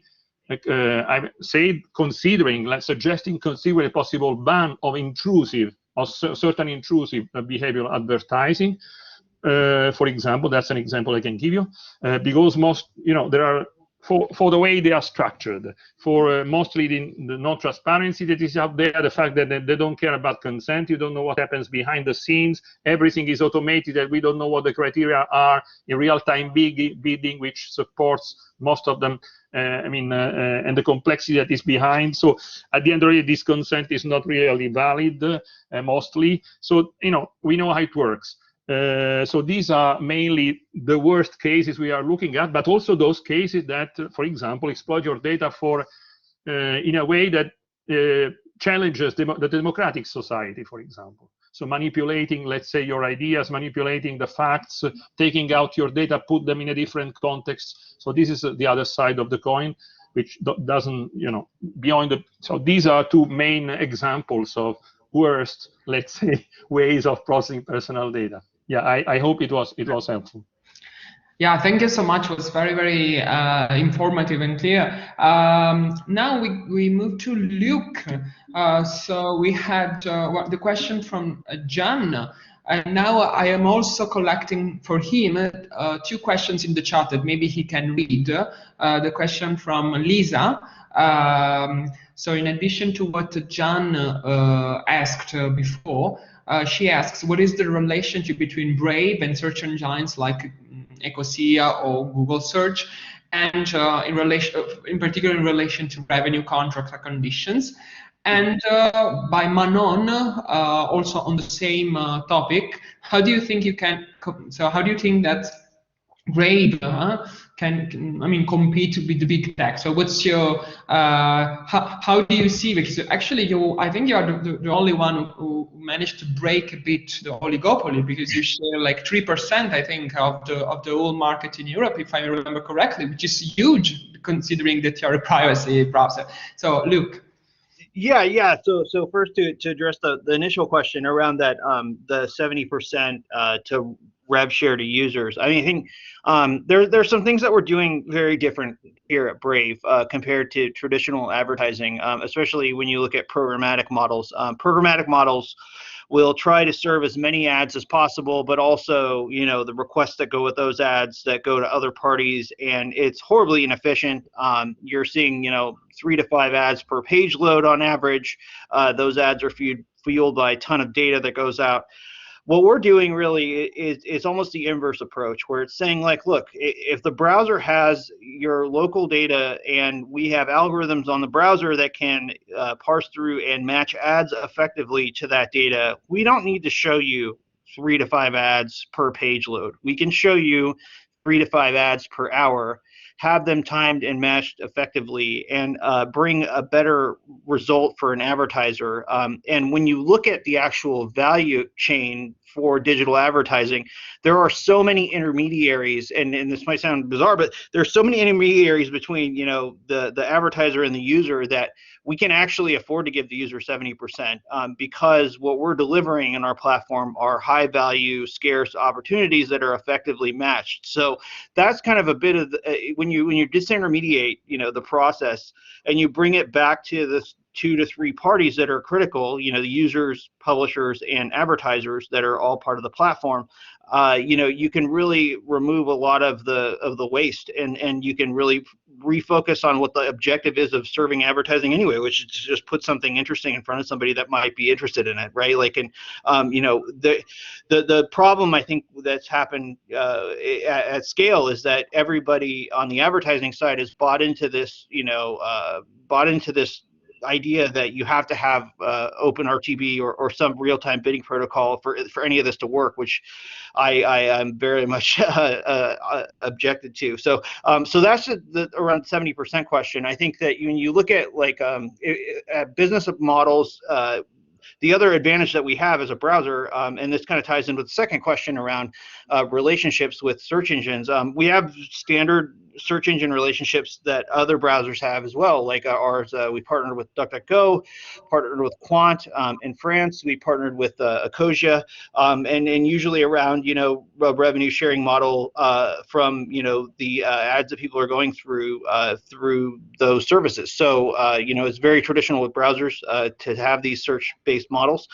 We have one there. We don't necessarily promote any of them over another unless it's for like a privacy feature like DuckDuckGo, where we have Tor private browsing or windows where, you know, DuckDuckGo or Quant are the default search engine, just so we kind of remove some of that data leakage. But yeah, so they're pretty standard search models outside of that. And we also have this kind of cryptocurrency element of Brave with our native token that's in the browser, which we also are bringing new utility and payment options and other things like that through the process. So that was kind of a lot there, but you know, that covers those 2 questions. I think looking at growth strategy, right? Like one is to deliver kind of a performant product that empowers users and shows users that their attention has value. And that means like not trying to fleece them into like giving over data, because we don't care about that. Like, it's about showing them that they're like a valuable part of this exchange that happens,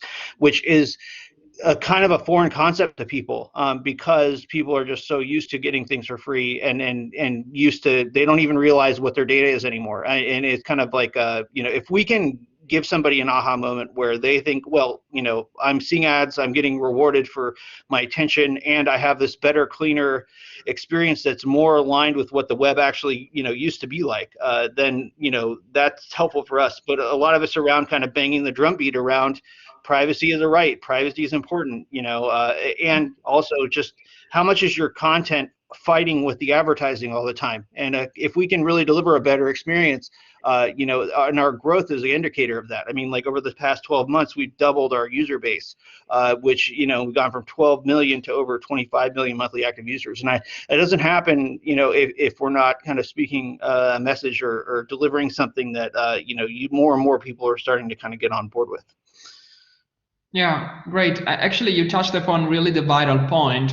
So that Brave, but also Earning Up and all other business that we are mentioning today, really win the challenge of giving a better service with, you know, more privacy-oriented solutions, which, you know, it's I think what data sustainability should be. So looking at economic efficiency with data protection. So data protection is not an enemy. Maybe I'm repeating myself, but this is the real concept that I want to maybe emphasize today. We have 2 raised hands and then 1 written question. So I would give the floor rapidly to Chad and Arthur, and then I will read the written question, and then we go to the final remarks by Holder. There is also Thibault. So Chad, please. Yeah, but just very quickly, again, trying to keep us on the sustainability track. There's been a lot of talk, either implicitly or explicitly, about user behavior and about data subject behavior and rights.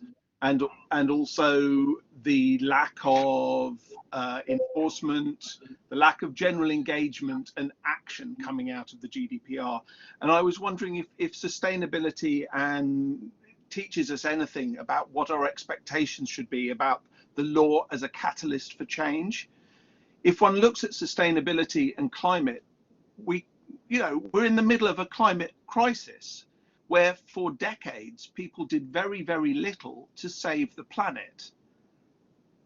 And we are now saying that we have a law and we expected all the ducks to go into a row and suddenly everything to behave as it should. Actually, surely there are lessons from climate and from wider kind of important social campaigns, maybe around health, where we're also in a health crisis around obesity, around the lack of exercise, a financial crisis as well with indebtedness, the lack of a poor savings ratio for people in their pensions. We often just expect that policy will drive change, whereas actually, surely all of these other areas tell us that it is a relentless journey of driving things where actually there are bigger issues at stake, particularly around how one starts to generate media coverage, public conversation, debate, awareness, attention. And in fact, the law maybe has less of a place in driving the sorts of behavioral change amongst regulators and users that people were kind of hoping would happen. That's my question. Thank you, and I think you really touched upon the question that was written by Lola about the relationship between environment and data. I don't know if we have time for that question, Lola, but now I would like to give the floor to Arthur and Thibault that raised their hands. Arthur?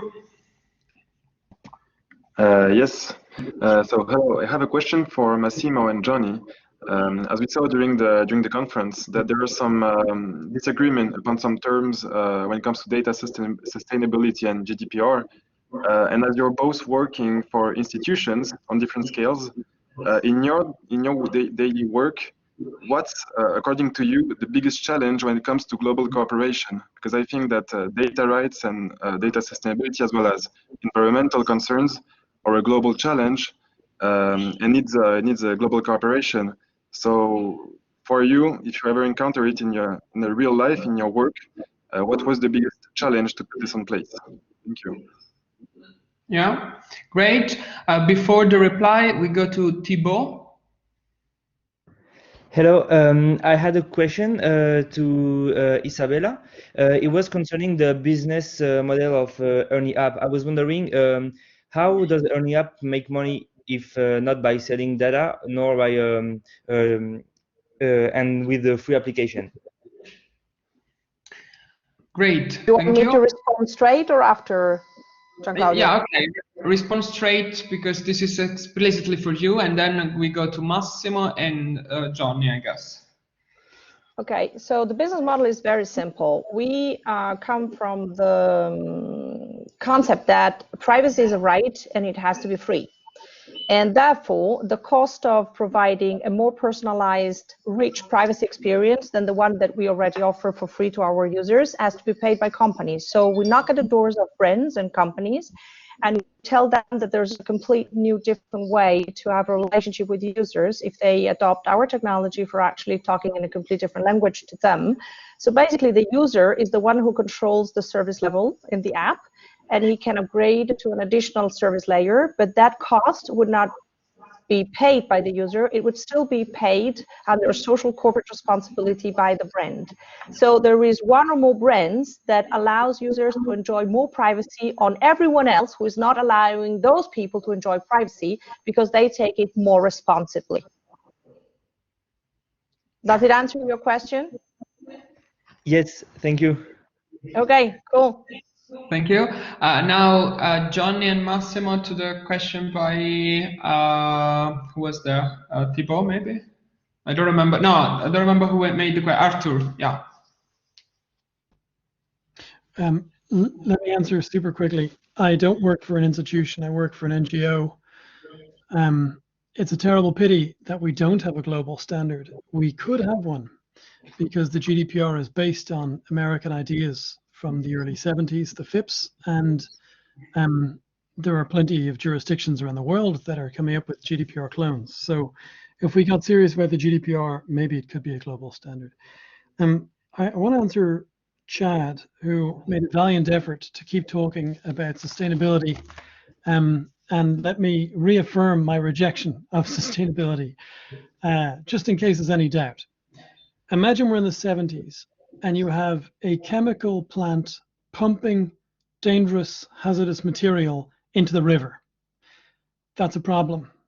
Yes, you need to price it in, but you also need to shut down that company or force it to change. The same company is producing hydrocarbons and they're going into the atmosphere. That's also a problem, and you should price it in and force them to change. But these two problems, I don't think they're on the same scale. You got to stop those guys polluting the river, because the effects are going to be immediate and disastrous. And I think the sustainability angle is an interesting one, because it's an opportunity to take a second bite of the same apple. But I'm not sure, you know, if we can't bite with our first set of teeth, we're not going to succeed with the second. I think your reply is perfect to the data pollution paper by the Chicago professor, because actually he said, oh, you know, this is exactly how privacy is missing, but actually you say no, because, you know, sustainability is like compromise. And for sometimes we cannot have compromises. Actually, I would say that even the GDPR is based on a known access area, which is unfairness, etc. Very difficult to prove in practice. And then a tolerance area, which is legitimate interest. But this is my personal reading of it. There was Massimo. You wanted to reply to Arthur? Thank you. Very quickly, I mean, that's a long question. I mean, we work on global cooperation on these themes. Of course, we are a legal, let's say, we have a legal take, and of course, a technological take on top of the legal take. And of course, we collaborate, we work together in the context of, I don't know, the OECD, of the Council of Europe, which ranges also beyond the European Union remit. We also, you know, we are also in dialogue with America counterparts somehow. So we work also at the global privacy assembly with all the, you know, the authorities, member states. But we also were protagonists in parts of this opening to the other kinds of sectoral law, like consumer law or competition law. So we have several dimensions of globality, I would say, and we believe absolutely also that that's the key. That's the key. We have seen that the GDPR has been considered as a source by tens and tens of legislations around the world. So that's increasing, even though we still see situations where this is not completely taken. Also in the last US laws, for example, you know, there is a lot of opt-out instead of opt-in, where we have the opt-in, we have the consent. So the culture is not yet the culture that we have here in European values. But of course, I agree that this is a key work. I mean, working on global collaboration and cooperation among all the actors, not only on data protection side, is the key. Otherwise, as John is saying, I mean, the reach nowadays of the digital, you know, you cannot confine it at all. So that's it. We cannot have a coherent system without a global reach. Okay, great. Thank you so much. Paul, there is some echo, guys. So now it's okay, thanks.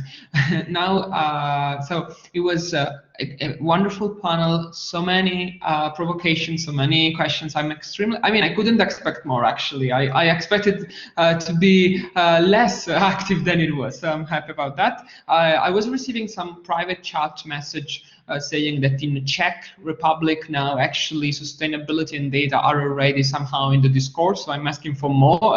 We will see. I will keep you updated on our social media things.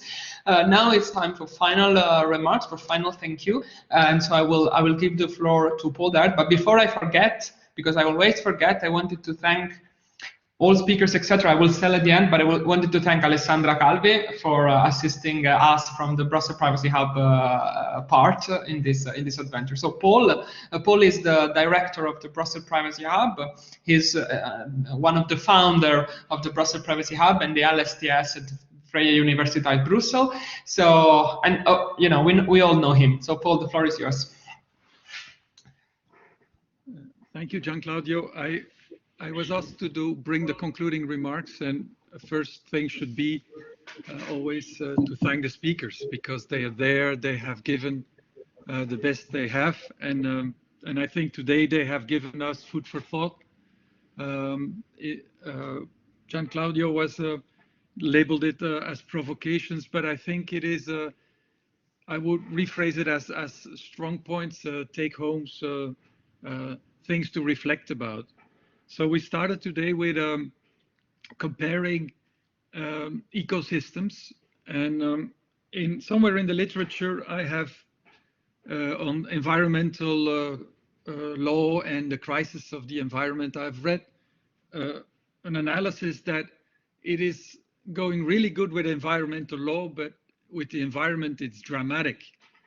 And I think the first part of the discussion and the intervention of the panel members echoed that or were questioning or aligning with that statement. So it might be going really well with data protection law, but how is it with data protection? Are we protecting data? Are we doing what we are supposed to do? Is this ecosystem vital, or is it at the end of collapsing, at the verge of collapsing? And then there is indeed always a psychological attitude there. There are two, one rather pessimistic, one rather optimistic, and both are needed. They are needed for the actors, for the optimist and the pessimist, because they are optimist and pessimist. And often you see very strange things, that those with the most pessimistic stand are the most active in trying to improve things, and those with the optimistic stand are a little bit less active in improving things. So let us hug the pessimist around amongst us about data protection law. They play a vital role in triggering the more relaxed and laid-back optimist in remaining alert. So I kind of like that confrontation of psychologies. I myself amongst the optimists, and I need these kind of panels and seminars to understand that I shouldn't be falling asleep all the time. Now, we have to be very careful. With the pick of the speakers comes the perspective on this broad theme of an ecosystem. I'm myself more familiar with processing of data by state authorities and law enforcement and these practices, and that would have given us a different debate. But since this is also an economy, we have focused on the private landscape. But even there, we have to understand that there are several possible entries. Health could have given us another, and so on. So we ended up discussing the advertisement practices around, and of course we know that the big tech players, some of them have a real strong position there, have disrupted the market, and what the mechanisms that we're all fearing is that once you disrupt it and colonize the market, it is very easy to discuss rules and decency because you have captured the full market. So there is a danger that the discussion about improving the sustainability parameters in the ad market comes too late, and that the market is already asymmetrically or organized, and that legal interventions will not help. So that was actually a bit at play in the first hour of the discussion. I really liked the way the Data Governance Act was brought in, and I enjoyed, of course, Johnny's skillful method of killing everything that comes after the GDPR. But politically speaking, that deserves more debate. There is a new commission there. female, very strong, female populated, I will say. There is a new agenda, and one has to be fair in politics, and the agenda of the dead will not bind the living. And so we have to judge the merits of this new commission and compare it to what the older commission has done. And I think there is a lot that can be improved, and we need to give it some time in this post-GDPR era to see whether the new commission is taking this more serious. I myself am not so enthusiastic about the full rhetorics on taming the big tech, and which is really used to present us whatever kind of new post-GDPR law that is being formulated, Data Governance Act and so on, because it could, I rather would like to judge these acts on their merits, what is in it, what are the concrete duties and rights that are created by them, and how are they enforced, rather than having that big picture of the battle with the big tech giants always as a background sketch that should illuminate us about the intentions of this concrete piece of law. Now, what is interesting is that Johnny was quite clear in pointing at the weaknesses of the data protection apparatus. There was some small hesitation when somebody, I think it was Massimo, when Massimo pointed at the collaborations between these enforcers, the data protection enforcers, and others. And indeed, I think it's a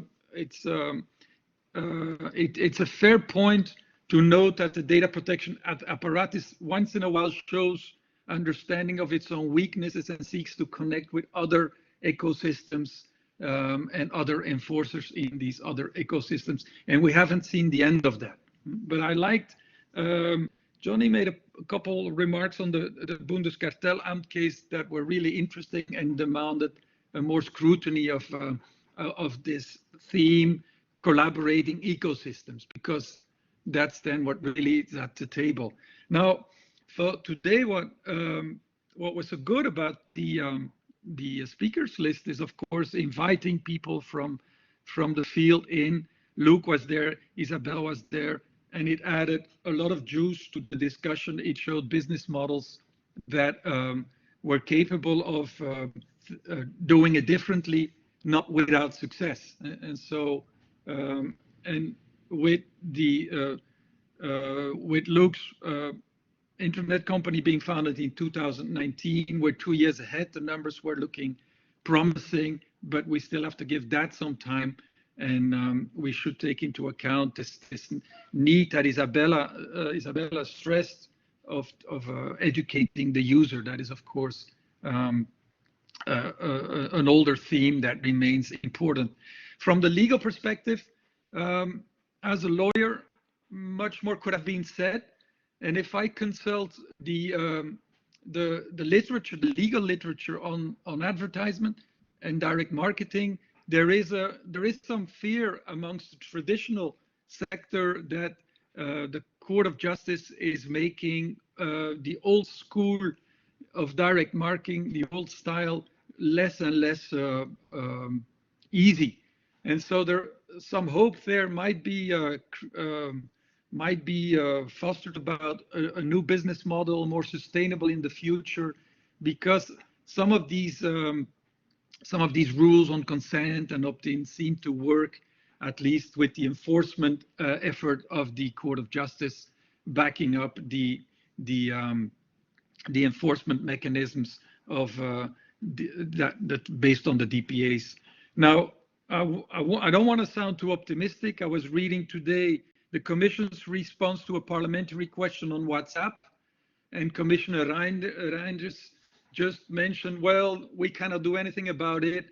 That should be done by the DPAs. The Commission has no enforcement power, and the Irish DPA is responsible for all this. So that in a case that has a tremendous bandwidth that everybody is looking at, having this kind of delegation to one of the DPAs and vested in Ireland seems not so appropriate. If Europe wants to be this value-driven region, then it has to do better. And on the table, there are possibilities to do it better. And I'm now talking as a lawyer. Like the Data Governance Act, the proposed Data Governance Act starts with 3, 4, 5 interesting pages about who has been consulted and what were the regulatory options. And the Data Governance Act now goes for medium intensity options, but suggesting that it could have gone for low intensity regulatory choices, but it could also go for very high regulatory intensity regulatory options. So there is a cycle open there that could lead to adjustment and improvement. And it is not so rare in European law that prudently scenarios and regulatory types are tested, and that the hardest one, the most toughest one, that for some seem very urgent now, are postponed till a later day to see whether the medium intensity options would work. So we need to have some patience there.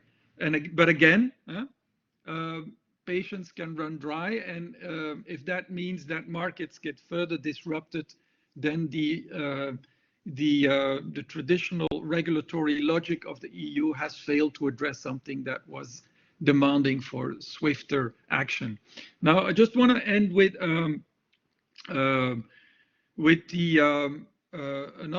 another observation that made by Isabella was that the problem is not only personal data, and that predatory practices are about the whole value chain. The Data Governance Act, for instance, tries to remedy this by opening up to both personal and non-personal data and regulates it in a more or less coherent or systematic manner. That might be the way forward. And I think these are the two strong points of the Data Governance Act. There is an attack on certain business models, and for the altruistic entities, you have to be a non-profit organization, and that could be a benchmark also for the data intermediaries in the other chapter that Massimo was talking about. So there are legal tools to attack business models just by imposing the format of a non-profit organization. Could be done for all the, and so that's one thing that is interesting. We are calling the actors by name in the ecosystem. An ecosystem is not only about actors, but also about practices and so on. But it's good to work a little bit on actors. And the other positive thing was, of course, to try to go for coherency and understand that personal data protection is only one part of the data management and data strategies that we should develop in the EU, and that including non-personal data is not such a bad move, in my opinion. But these are thoughts from a lawyer. I was happy with the panel, and I thank the panel for what it did, and I hope I was fair in this summary. But again, thank you for presenting, Gian Claudio. Thank you for setting this up. And why privacy is not a sustainable goal in itself. I think there was some wisdom in defining this, the 18 or 17 sustainability goals. And one of them was to leave the language of individualist Western human rights behind, because they're simply not convincing many out there and seen as colonialist. So that is the reason why there is no real strong human rights language in that package. But indeed, none of these goals could be achieved without the instruments that we as Western identify as human rights instruments. That is it for my part. So thank you. Thank you so much. Thank you so much. It was great. If you can mute, because there's some echo. Oh no, maybe. It was great to hear a summary. I think we are all amazed by the capacity to link what all people said to data colonialism and data activism and the new law and the Court of Justice. So thank you so much. I couldn't do it better. Thank you to the speakers. It was great. Thank you to the students. So thank you to Massimo, to Isabella, Johnny, Luke, to Paul, to Christian, and sorry, to Christophe and Bastian. So there will be more things about this.